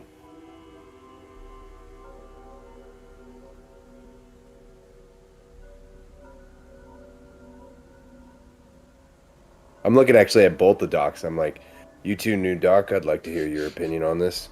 Also, the androids, are you guys suffering from voices? Are either of the androids suffering from voices? One of them is. Reese's. Reese. Charles Reese's is not. Charles is not Reese's. Ever since that broadcast, the only one that I can talk to is Charles, and I can't talk to Charles. Charles is just on an island, and I'm on an island. Charles, Hey, can we please have some input? yeah, about You've the been watching this whole time. Mm-hmm. Please tell us what you think. What's going on in your head? What's going on? I don't know. I'm curious about these creatures. I feel like there's information about them that we're just not being fed yet. Curiosity is awesome, but what have you ascertained from that curiosity? From what you've observed? Please express yourself. Well, I think if I'm being honest, we're in trouble. We're in trouble. If you can get me to a computer, I can help. But outside of that, I'm just not sure. What do you Charles is think, the Doctor? Charles is the Correct, only one that's going Risky. to survive. You Ruski, can have No That's clue all I'm how. gonna call him. He's out. He's not one of us. Ruski, take Charles to a computer. Now. Who's Ruski? I- Is that the scientist? Hmm. The creepy one. What type of computer are you looking for? They say through Charles? gritted teeth. One with information. I want the full story. Unfortunately, in case you had not all noticed, things around here are not exactly in the best of situations right now. So, that is part of the reason I suggested that a group be sent to retrieve the research. You want information? You want to understand more? Get me my research. I can fix some things. My boss can also help. He can help. He helped me before, and so did Reese. Reese can help me fix things. So if you show me a computer that you failed to take care of, I can fix it. That indeed might be very helpful. Where my computers are. In the lab. Great. Do you think so, that the drop the attitude and show us the lab? We're here to help. We're the help crew, right? You wanted the help crew. We're here to help. And you seem to be standing there really angry while your Marines saved us out there. Thank you all, by the way. Your clip really helped with this switch, by the way. But you're the one that seems to be the problem. So please show us to the labs so we can start fixing things. That would be great, Mr. Ruski. Also, hi Anthony. Welcome to the shit show. Everything's fucked. And do you happen to have any grenades on you? Well, thank you for the introduction, but unfortunately, no, I don't have any grenades. In fact, the only weapon I have is the standard SMG that look at all of you and it's like that everyone gets. That's the only weapon I've got. I have a frag grenade and a penknife, if you need them. Can I'll trade you a nail for the frag grenade. Oh, it's a good deal. Whoop. You just get a handful of rusty nails. Dr. Edom points to an elevator here in the hangar. That elevator will take you straight down to the lab. You can use my credentials to get into the clean room. In there, grab my computer terminal and return it to me. No. We're not going down without you, Doc. I cannot go. First of all, I am useless in a fight. Second of all, Oh, good sell. Second, Go first. if the research is not returned, and there is still no sign of Hinton, my memory is the only recording we will have of this discovery. You think And that then I can risk Dr. Carpenter whips out the research book from the med bay, and he goes, "Oh, you mean this research about the crab song? About how you put it on an android to absolutely encourage this reaction, this infestation, the growth? Are you fucking kidding me?" I never put it on an android. Hinton was a research assistant, nothing more. Uh-huh. Fucking scientists. Can't fucking take no for an answer. I apologize. Did the company not send you for the purposes of aiding us? What exactly were you sent here to do? Talk shit. To save. To save. To save. And that was not including the research. It was you and the lieutenant. And the lieutenant's brains are sprayed all over the fucking comlinks that he also smashed. So, why the fuck are you alive? Why hasn't this entire platoon turned their guns on you, of all people? Because unlike yourself, they seem to understand that I am not a threat to them. I don't know if you perhaps have an inferiority complex when you meet more accomplished scientists, and you must lash out. But whatever it is that is occurring here, we are on the same team. If there's one thing that I've learned is that a big brain is more dangerous than a knife or a gun or any weapon. Your curiosity is killing everybody. And you are the only one who doesn't see it. So what do we do with that? You go first downstairs. Now. Holloway? Do you got my back?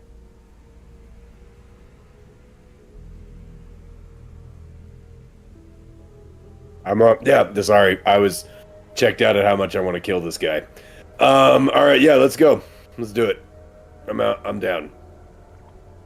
I'll come too. I was literally messaging, hey, I want to kill this guy. The Valdez speaks up again. This is a bad fucking idea.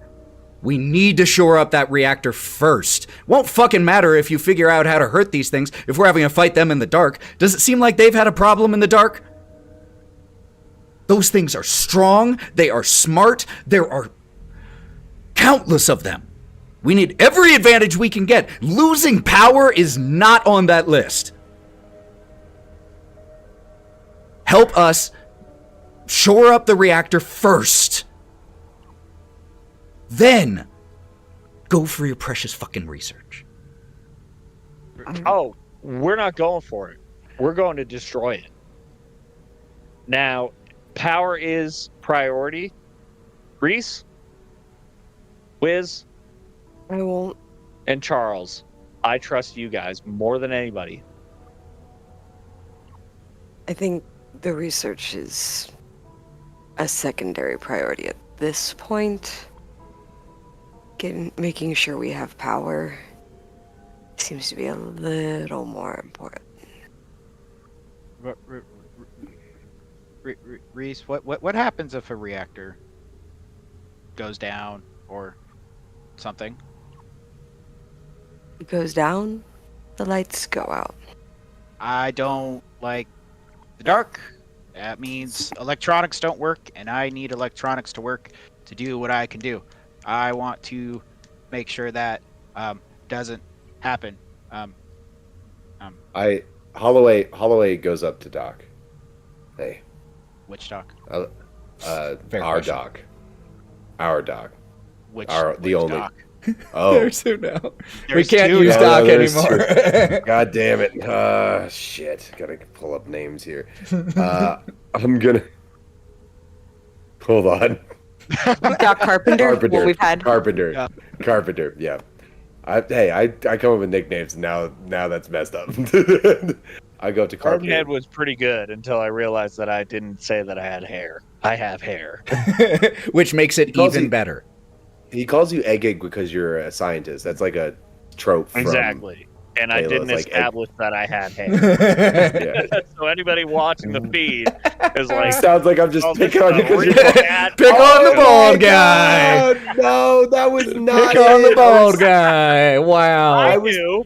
I don't know if they knew. It took until episode 3 to redeem Holloway's cruel bullying. I really thought you were the Marine that went for like the kill on the names, like old guy, tweaker. Like you went after hyper specific characteristics. I was like, that makes sense for a Marine. Yeah. Just because he was smart, and like all like video games I play, they always like the Yeah, soldiers the always eggheads. refer to scientists as eggheads, the eggheads upstairs. And so that's all that's been this whole time. Oh my god, that's so terrible. I hate Yeah, that. No, sure. it's just because you're smart. Just because, yeah, no, but that's really you were nice. heading I knew. to But The people egghead. watching didn't know, and they were like, "Wow, Yeah. that's so mean on your bald head." And I'm like, "That's not what they were saying." With I my have full long, head of flowing hair. blonde Just hair. luxurious locks. Oh god, I am so sorry, listeners. That was not my intent. Best intentions. I feel weird now. I'm gonna go. Anyways, I'm not gonna lie, dog. I gotta get back into it. So bad. That threw me out. Back to one. Back to one. Back to one. Hey, dog. I like where your head's at. I really do. And I'm 100% willing to go down there, but I do think that the drug addict and the robots got it right. I think we need to go handle the reactor first, because they're sure as hell not going downstairs to get the research, because if they were, they'd have done it by now. So I think it's not going anywhere. That reactor is.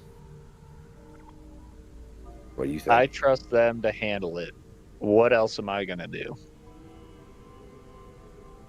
The thing is, they sent a squad of Marines down there and they didn't come back. I don't even know what our hopes for going down there is either. But I shouldn't be alive, but I am. So if I'm the only one taking fucking Ruski down there, I'll do it. I just need one more mag. I pull out a mag and I hand it to him, and I was like, one other question, by the way, just for you. Why haven't they gone down there before? Like, what's stopping them? They That's actually what I see me am shake find my out. head on that. Like,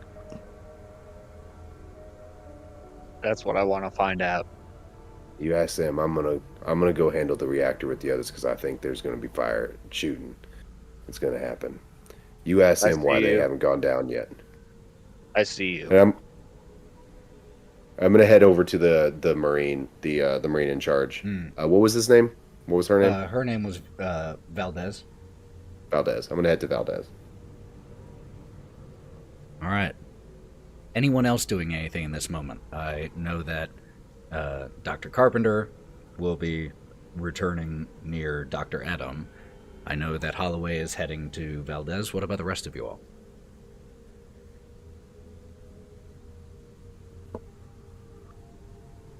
I'm actually going to head with Carpenter, because I'm going to assume I at least heard them say, like, the question of, why haven't they gone down there yet? That kind of piqued my interest, and I just kind of file in with Carpenter because I want to know that too. That's fair. Charles, Reese, Wiz. Reese is also gonna go with Holloway Got to it. approach Valdez to try and get a plan set up. Okay.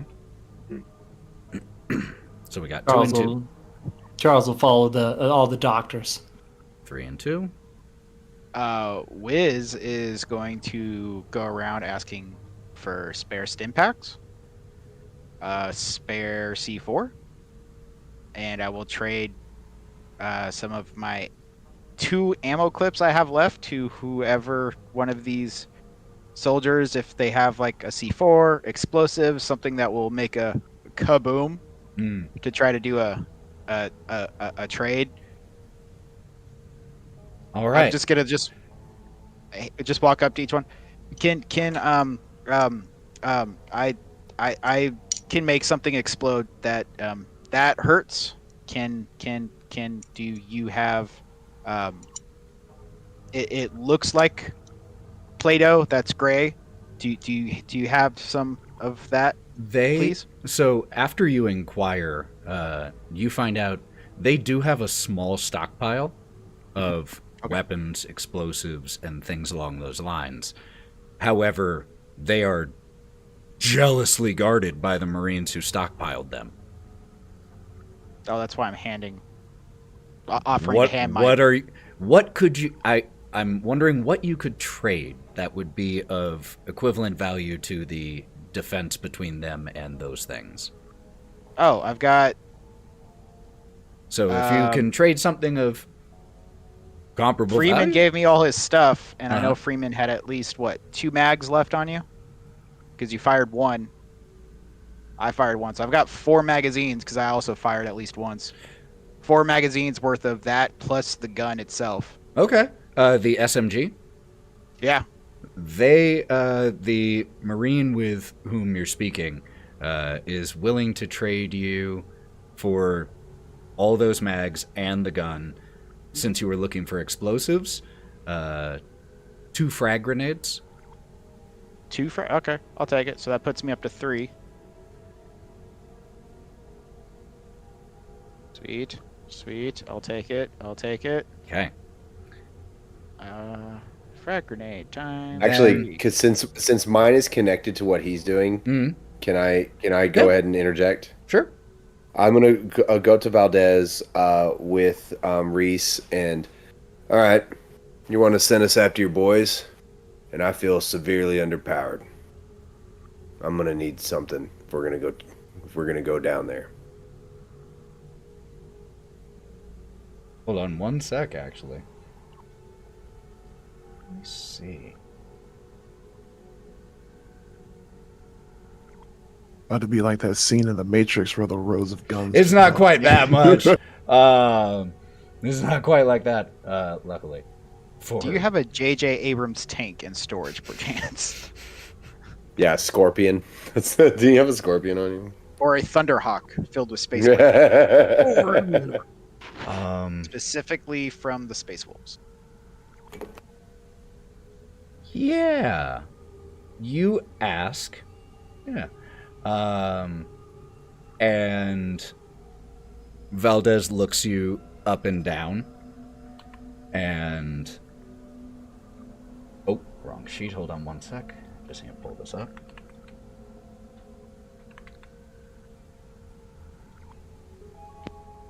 I'm gonna point at Wiz and be like, "Oh, by the way, you're coming with us, Twinkies."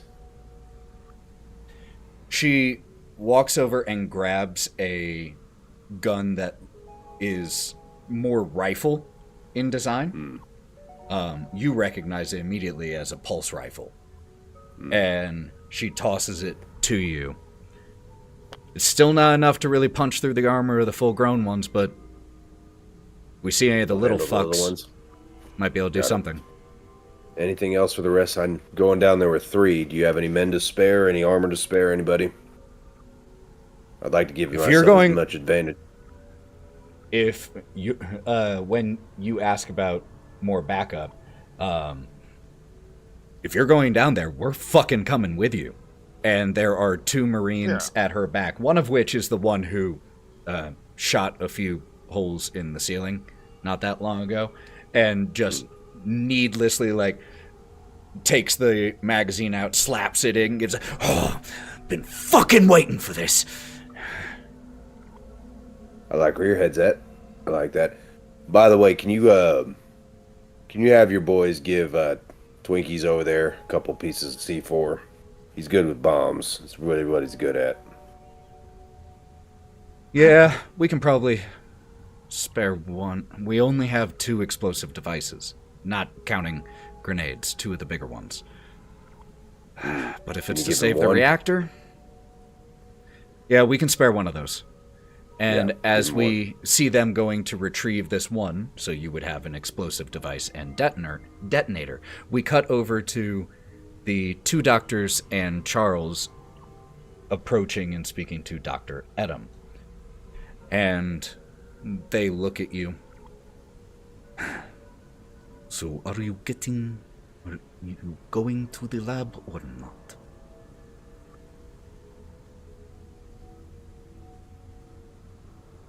I don't know, Charles. What do you think? I think if they can get the lights on, that would be very helpful. That being said, well, and then the computer won't work either if there's no power. I do think we need power, but this seems like the direction for information. Got it.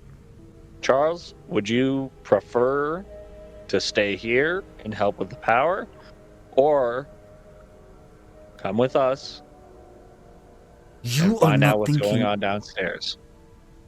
You all are splitting up. Shut up. Uh, well, I think considering that I do want to see these creatures, I'd like to get a good look at them. I might hang back for the lights. The 3 scientists going on a mission, it never goes well. I trust your instincts. I do, with all faith. Charles, go with your gut instinct. I know you don't have a gut, but go with it. Yeah. I'm gonna let you guys go. The way I'm seeing it, Charles, this is a one-way ticket. But that's just for me. I have a lot of guilt speaking right now. I have so much frazzling going on right now. Of But course, there's it's a one one-way thing- ticket if you let all the people with the fucking guns go Shut somewhere else. The fuck up, Adam. You son of a bitch. You son of a bitch. It feels very irresponsible to let you do this. But I know I can't stop you. irresponsible. I've been irresponsible this whole time. It's true.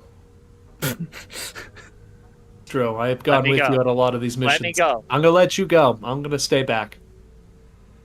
Now.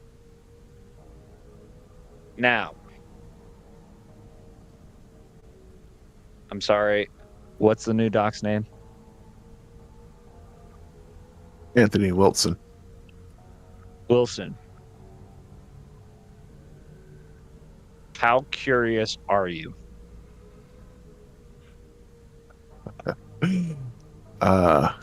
Let's just say, to quote an ancient movie, just because I could doesn't mean that I always should. I am curious and want to know what is going on, but I know when to stop. And then I look over, and clearly, some don't. Mm-hmm. Now, Wilson, tell me, what does your gut feel in this circumstance?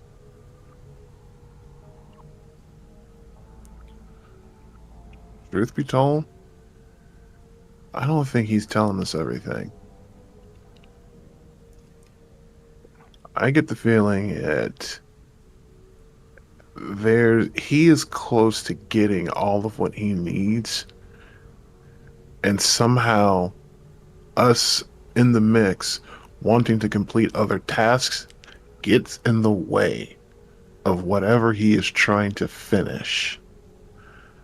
So we have to be careful, because I get the feeling that he probably has no problem with everyone here dying as long as he completes whatever it is he's got in mind. Thank you. Thank you, Wilson. Finally, somebody with the same head on his shoulders as I am. And here's what I'm going to tell you. The information that has not been told to you yet. These creatures are out there.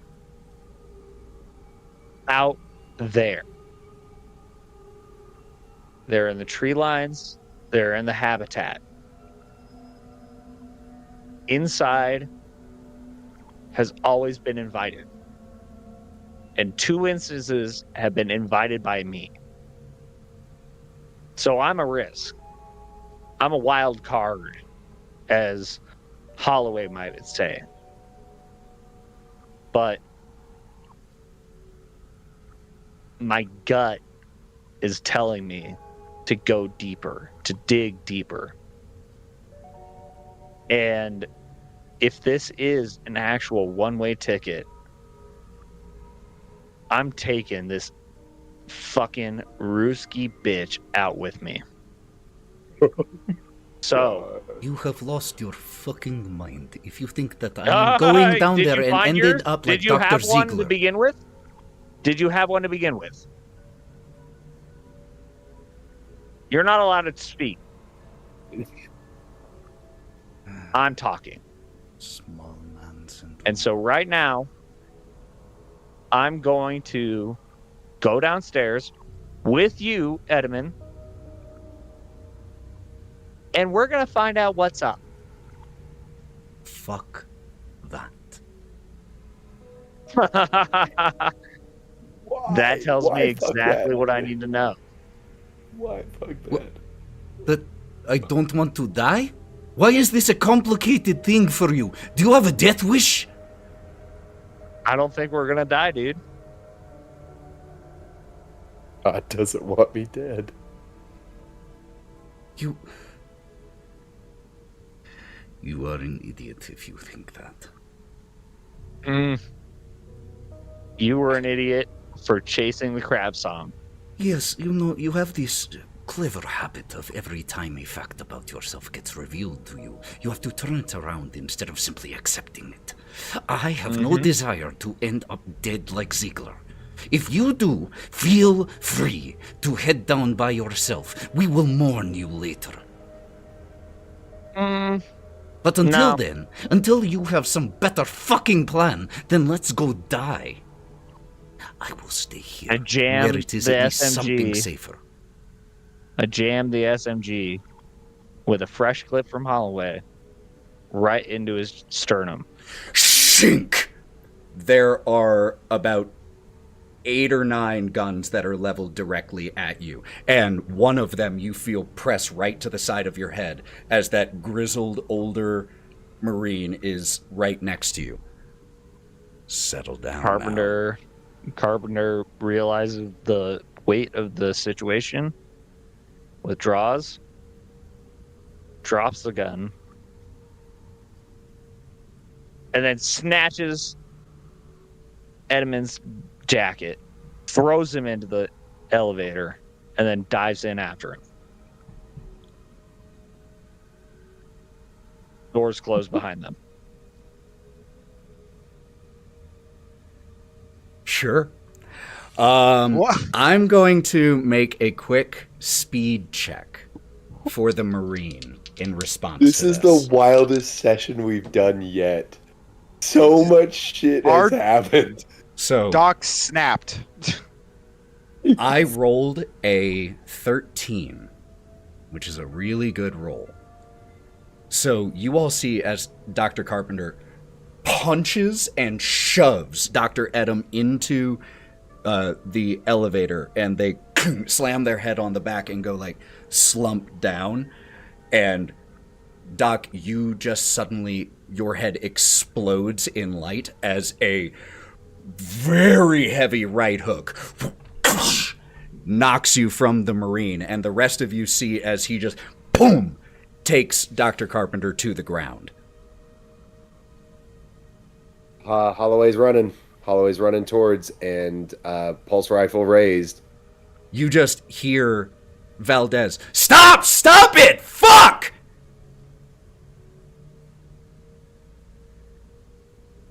And the Marine who had the pistol has, like, he had switched it over to his left hand, and he just lets it dangle loose, hands up. And then once he gets the go-ahead, he'll slowly reholster it. I'll drop to the ground and start trying to tend to Carpenter. Dr. Carpenter, you are conscious, but, I mean, that's probably the hardest you've ever been punched in your entire life. And I'm gonna, I'm still, like, I have slinged, because I'm assuming this pulse rifle has a sling. Yeah. Sling the rifle, but I am up in this Marine's face, and what is his rank? Does he have a rank? The one here, actually, he does. Give me just one second. Sergeant. Is staff sergeant higher than sergeant, guys? My two military. It is. Yeah. Do you I'm gonna Do you double mind? check for. do you mind telling me what you're doing, boy? Diffusing a potentially violent situation, sir. What were you With doing? more violence. I was about to go to the reactor And I'm like, I'm in, like, he can smell all the cigarettes that I've had over the course of the last 24 hours. Like, I am nose to nose with him. I was like, you hit one of mine one more time, boy. I will fill you with so many bullet holes. We need to keep this peaceful. Agree on that? And without backing down, he simply responds right to you. Are you gonna tell me, sir, that I did anything improper? Or failed to follow protocol in diffusing a potentially violent situation?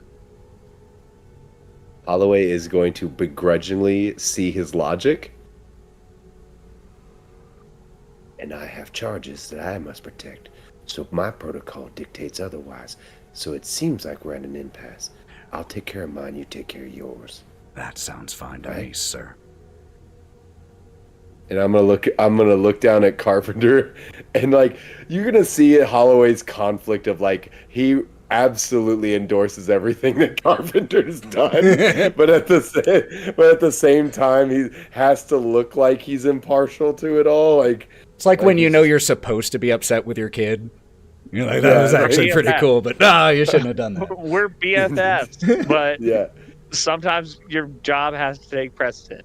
Yeah, so I'm gonna do like the forearm grab like this, and I'm gonna pull him up to his feet. And I'm gonna, as I'm going back to Valdez, I'm going to, in Carpenter's ears, like, that was a damn good punch. Like, because I'm gonna see the other.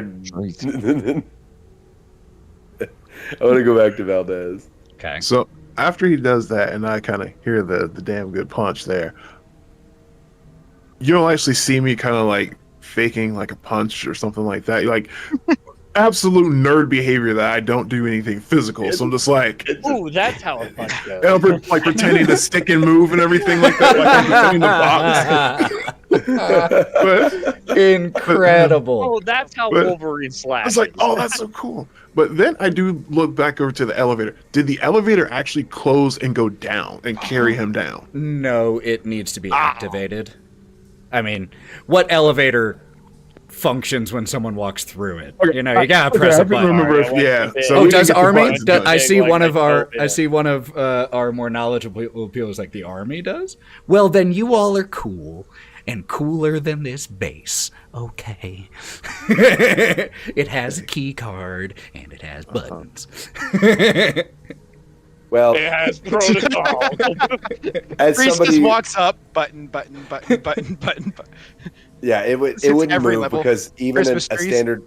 standard elevator would just return to whatever its idea of the first floor is. So whatever its home floor would be, So, which would probably be. Do Speaking- elevators have ideas? speaking That's of a Philip the K. Dick story right elevator, there. what you do see is the Sergeant Yang, walks over and lifts the doctor up, and they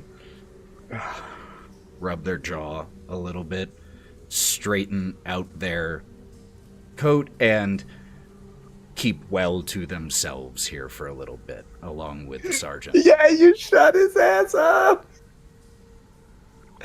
Oh, that's the best.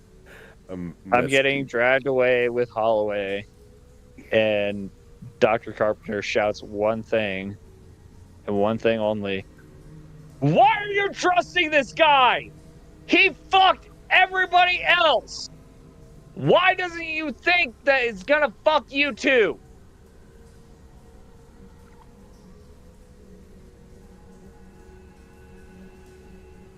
And as there's just this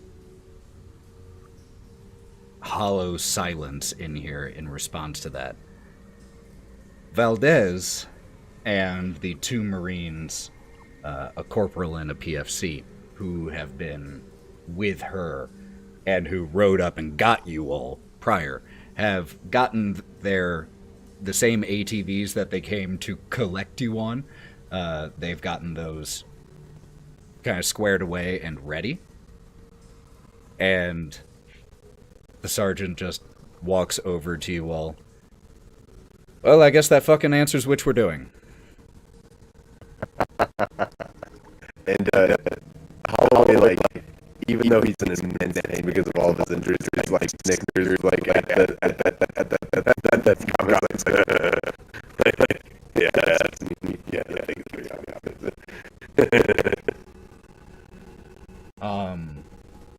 And the Valdez looks over at the other two Marines. Novikov, you good? Just revs one of the engines in response. Pedro, ready? Fuck yeah, I am, boss. Seems a little timid, but kind of putting on that big boy voice. And looks at you all. I suppose now is when I tell you the fun part.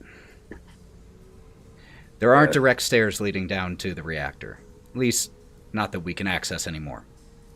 There's one way down and one way only. At least as far as we've found so far. And that's down the chimney. Repel. Cool. Hope you aren't scared of heights. Alright. Let's do this shit.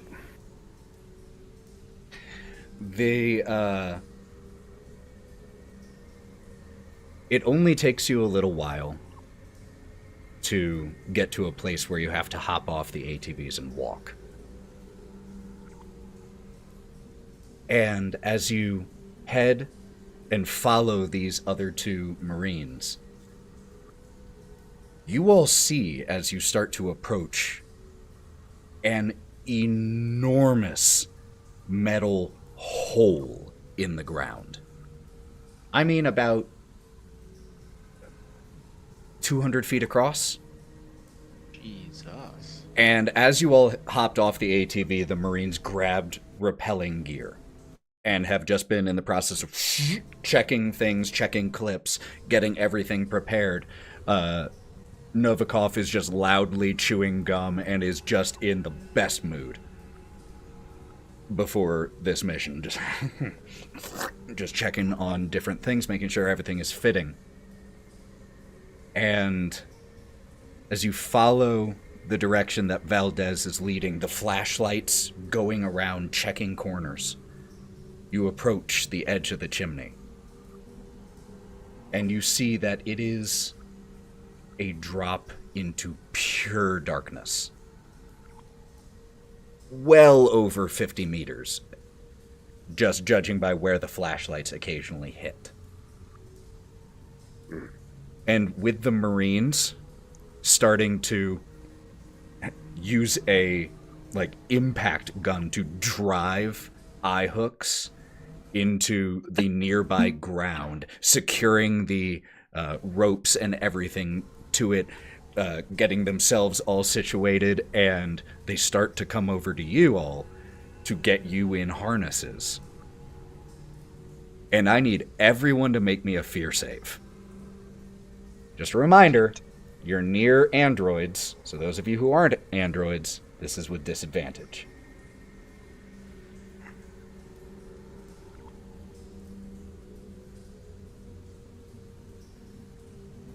Okay. Oh, buddy, I make that. Oh, buddy, I made that. All right, who all failed? Hell yeah. One failure. The rest are successes. No, I failed. Okay. Yeah. Finally, I take a Wiz, licking. Fail. A solid 76. And Dr. Wilson fail. All right, so I had a 26 and a 10. 26 and a 10? Wait, what? Yeah. Holloway. What does that mean? He rolled a wait. disadvantage initially. Oh, Wait, the is disadvantage. it- Yeah. Is it I rolled a 4 and the a two 76. D10s or D100? It's a D100. Yeah. Okay, yeah, I failed. I failed big time. Yeah. D100, and like I Not said, quite a 90, but not quite an 80. it is disadvantage for those who are not the androids. So, I want you all to keep that fear result in mind. But you get secured. Each one of you latch to an eye hook, and Novikov is the one who does the final checks on most of you, and he's just loudly smacking his gum. Oh, you'll be fine. And like whenever one of you is looking nervous, like pats you on the cheek or like just gives you a punch on the arm. And once he's checked everyone, he goes to his own, secures himself. This is gonna be fucking fun! And jumps back and drops out of sight. The rain just spilling down in a waterfall over the edge of this chimney and running along the metal walls. Oh yeah, he's not going to be a liability. I do the same. Whee! Dropping down. Is anyone not coming down, just out of curiosity? Well, I thought I was out. Well, so rolling the fear save doesn't automatically mean you can't do it.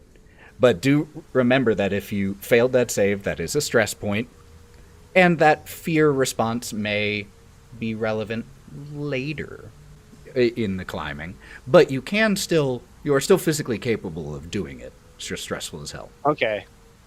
I zip down without, belaying or anything. I just dive in. Just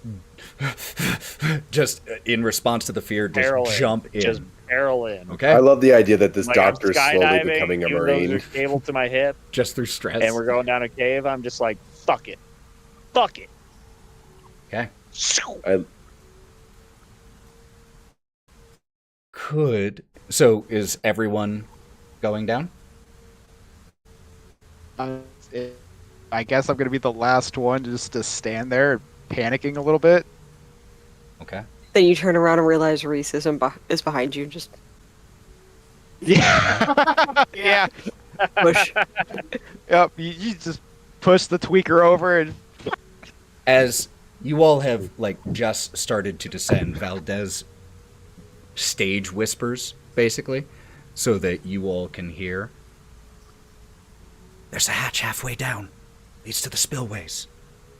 If we go all the way down, it takes us straight to the reactor. It's your call. One's more direct.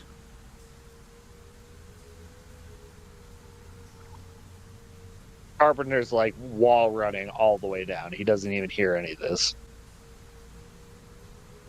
ah, shit. What did you have? God, I gotta write down your new name. Holy crap! Sorry about that. I need to write down your new name. Wilson. Anthony Wilson.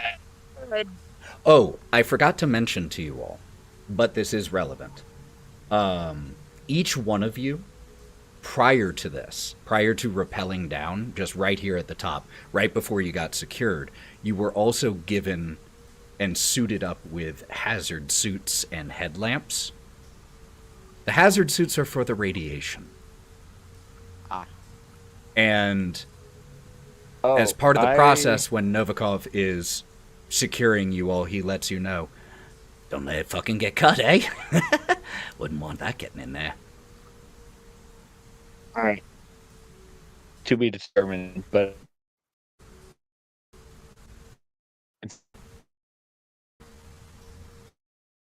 my kit. Oh, and this may be worth mentioning. Wiz, when you got when I gave you the last of my gear, there was a patch kit in there. Oh,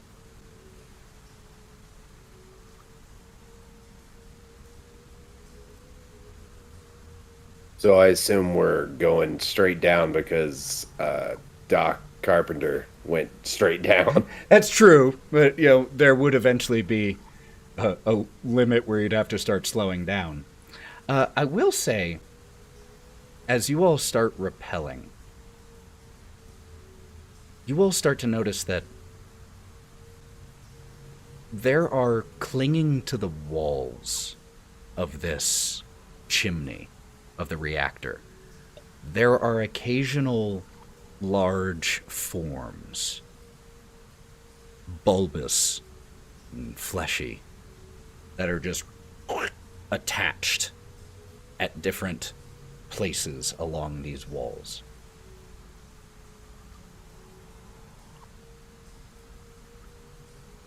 I'm gonna slow down Okay. and start to and start to sneak check. Noted, so you're slowing down. Yep. Dr. Carpenter, I see your hand. I am still running blind.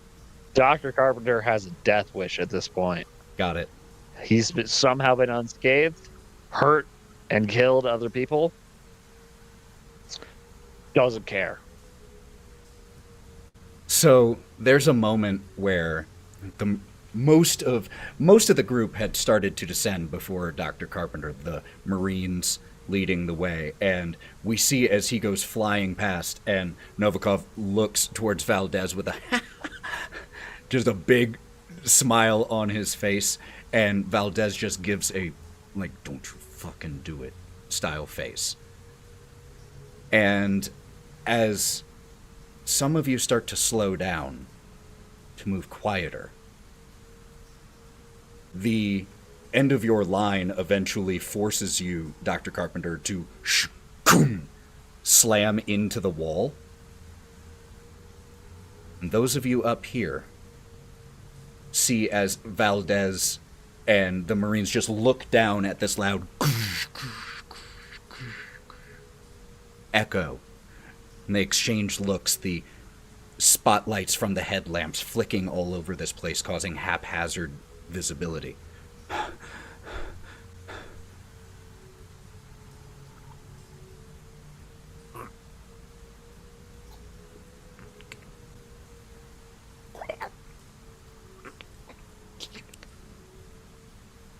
And as headlamps flash the direction of this bubbling, grotesque sound, we see as one of those large bulbous shapes is splitting open, and legs are climbing out. And with you all, your lives literally hanging by a thread in this moment, that's where we'll pick up next time, I think. No! I was gonna. I knew you were gonna do it too. I knew it. Yep. Don't pass the moment when you find the moment. Rocket! Fuck yes! I love this game. Yourself. I Our love scientist this is game. unhinged. I'm having too much fun. I fucking love it. apologize. I hijacked it. Hey, it's amazing, and I'm excited to see where this goes. You've lost your damn mind, and I'm all about it. I am here for insanity. Ethan, quick question Yo. about the hazmat suits. Yeah. Does the AP, is there 5, does that stack on top of what we're already wearing? Because it goes over our clothes. It yeah. Only If for all when you're you take wearing is damage, right? clothes, I Yeah. would say that they stack. Well, the gear were issued. I had a tech suit Yeah. type thing. It gave me AP at 2. Yeah. In other words, you're not wearing armor. You're wearing So, yeah, clothes. maybe So it's yeah, seven. those can stack. Okay, cool. And also about the But- hazard suit. Do note that they are two separate armor sources, 5 and 1. Sorry, Jolly. Okay, so what I was going to ask with that hazard suit is, Wilson actually came down with a hazard Sweet. suit. Then you don't even need one. So can I just say, like, I'm wearing one and I have the other like rolled up? Oh in a no! backpack or If something? you have one, they Or are not only get- sparing you one. Okay, They are No, not here for charity right now. They saw I had one and they're like, "You're okay." Nope, you're fine. All right, saving that for All us. Well, great session, everybody. And that is why character creation in Mothership is really fast, because death can be really fast too. Please, if you have any announcements, or really slow, if you have any announcements or anything coming up, let's go ahead and hear those. And since we lost you for a little bit there, Jolly, why don't you start us off here? Well, this has been an interesting night, but you folks can find me over at Jolly Yellow Nerd on TikTok. That's where I hang out the most. I'm having a whole lot of fun here, and I'm trying to make sure I get added to the Rolodex Hell yeah. around here, so that next October I'm here for Let's whatever go. it is. I'm ready. I'm ready. Don't tempt me with a good time. Jack. Yeah, no, doing Peak Improv in Colorado Springs this Saturday, 8:30. Definitely come check it out. It's going to be super fun time. It's the last show of one of our guys, Gary, before he moves to Thailand. Thank you to anybody if you did come out to the Chaos Bloom show this past Friday. It was one of my favorite shows we've ever done. Super happy fun. for you, man. What a great time. Yeah, all timer. And that was me, Gary, and Sam. But this time it's gonna be all four dads: Sam, me, Gary, Ben. We're all gonna be there. If you're in Colorado Springs, check it out. Sammy. Are you backing off of Jack? Yes, absolutely. This past Friday show, I'm sorry you guys missed out if you weren't there. It was one of our best of all time. And right before, just the night before the Peak Improv show, we have the Littleton Comedy Show going on down here in Littleton at the Mirage Sports Bar. October 25th. It's going to be a good time. So that's all I have to plug. But yeah. Heck yeah. Corey. Same as I've been saying all week. Our last two sessions. You can find me at Corey J. Phillips on all social media. Please like and subscribe and follow so that I look famous, I guess. It's all about But those also- illusions. Yeah, it's all about the illusion, man. Also, I just like people talk to me. And MF Ghost is now airing. The dub is out, I think, the first episode of the dub. And Iba talks a lot. So go, if you love Initial D, go watch MF Ghost. It's awesome. I love it. I gotta say, I'm a newbie to anime, and just hearing Corey's voice in this new show Yes. is fucking awesome. So cool. So Thank watch you, it. buddy. Watch it. Check it out. Yeah. So cool. Sean? Gabby? I'm just happy to be here And I'm happy to have you here. and be part of your figment of your imagination. Imagination. We love you, Twinkie. If you've never watched Initial D, please go watch it. Just Oh my God, it's please, so good. please do the thing. Do the thing. Join the cult. You want to be really disturbed? Listen to Corey and Fire Force. Yeah! Oh. Fucking love Fire Force. We did. Season- Yeah, Fucking I Wait, stalked three. him. You did a voice of Fire Force? He Yeah. did, and it's not the one you would think. We deep dive. It's fine. I did a deep dive because after hearing Corey talk, and I was just like, why does now that the register is there, I was like, why, and then I was like, you need to see what he did. I We love have that a Titan in our presence, an Attack on Titan. show. I love Fire Force. Well, You're making me blush. and I'm an IMDb nerd. I didn't see it. and my name is Ethan. Thank you all for listening and for being here, and thank you to the six of you for playing this game. And to Jolly, I'm so sorry. No. Gabby, You did started. you get to do your what is Gabby doing or? I do nothing. They can't talk about Okay. a lot of the stuff they do because military stuff. No, we're also Oh. just boring, and we either play D&D with Ethan or I play with dogs. That is my life, Fair enough. and I crochet. Hey, but thank you You for making crochet. sure that Gabby got her voice in there. Thank you. Appreciate you. Absolutely rad. And now I'm Ethan. And thank you all for being here and playing this story and telling this story. I appreciate you from the bottom of my hearts. We'll be back to tell more of this story next week. And we are streaming the next session of City of the Crimson Tower tomorrow. So if you want more TTRPG stuff, just come back then. While Lauren and Rachel are in at like a cabin, but they're nerds, so they're still going to be streaming in. I love those nerds. So thank you all so much for being here. We appreciate you. Take care of yourselves, and until we see you next time, go buff yourselves. Bye, friends.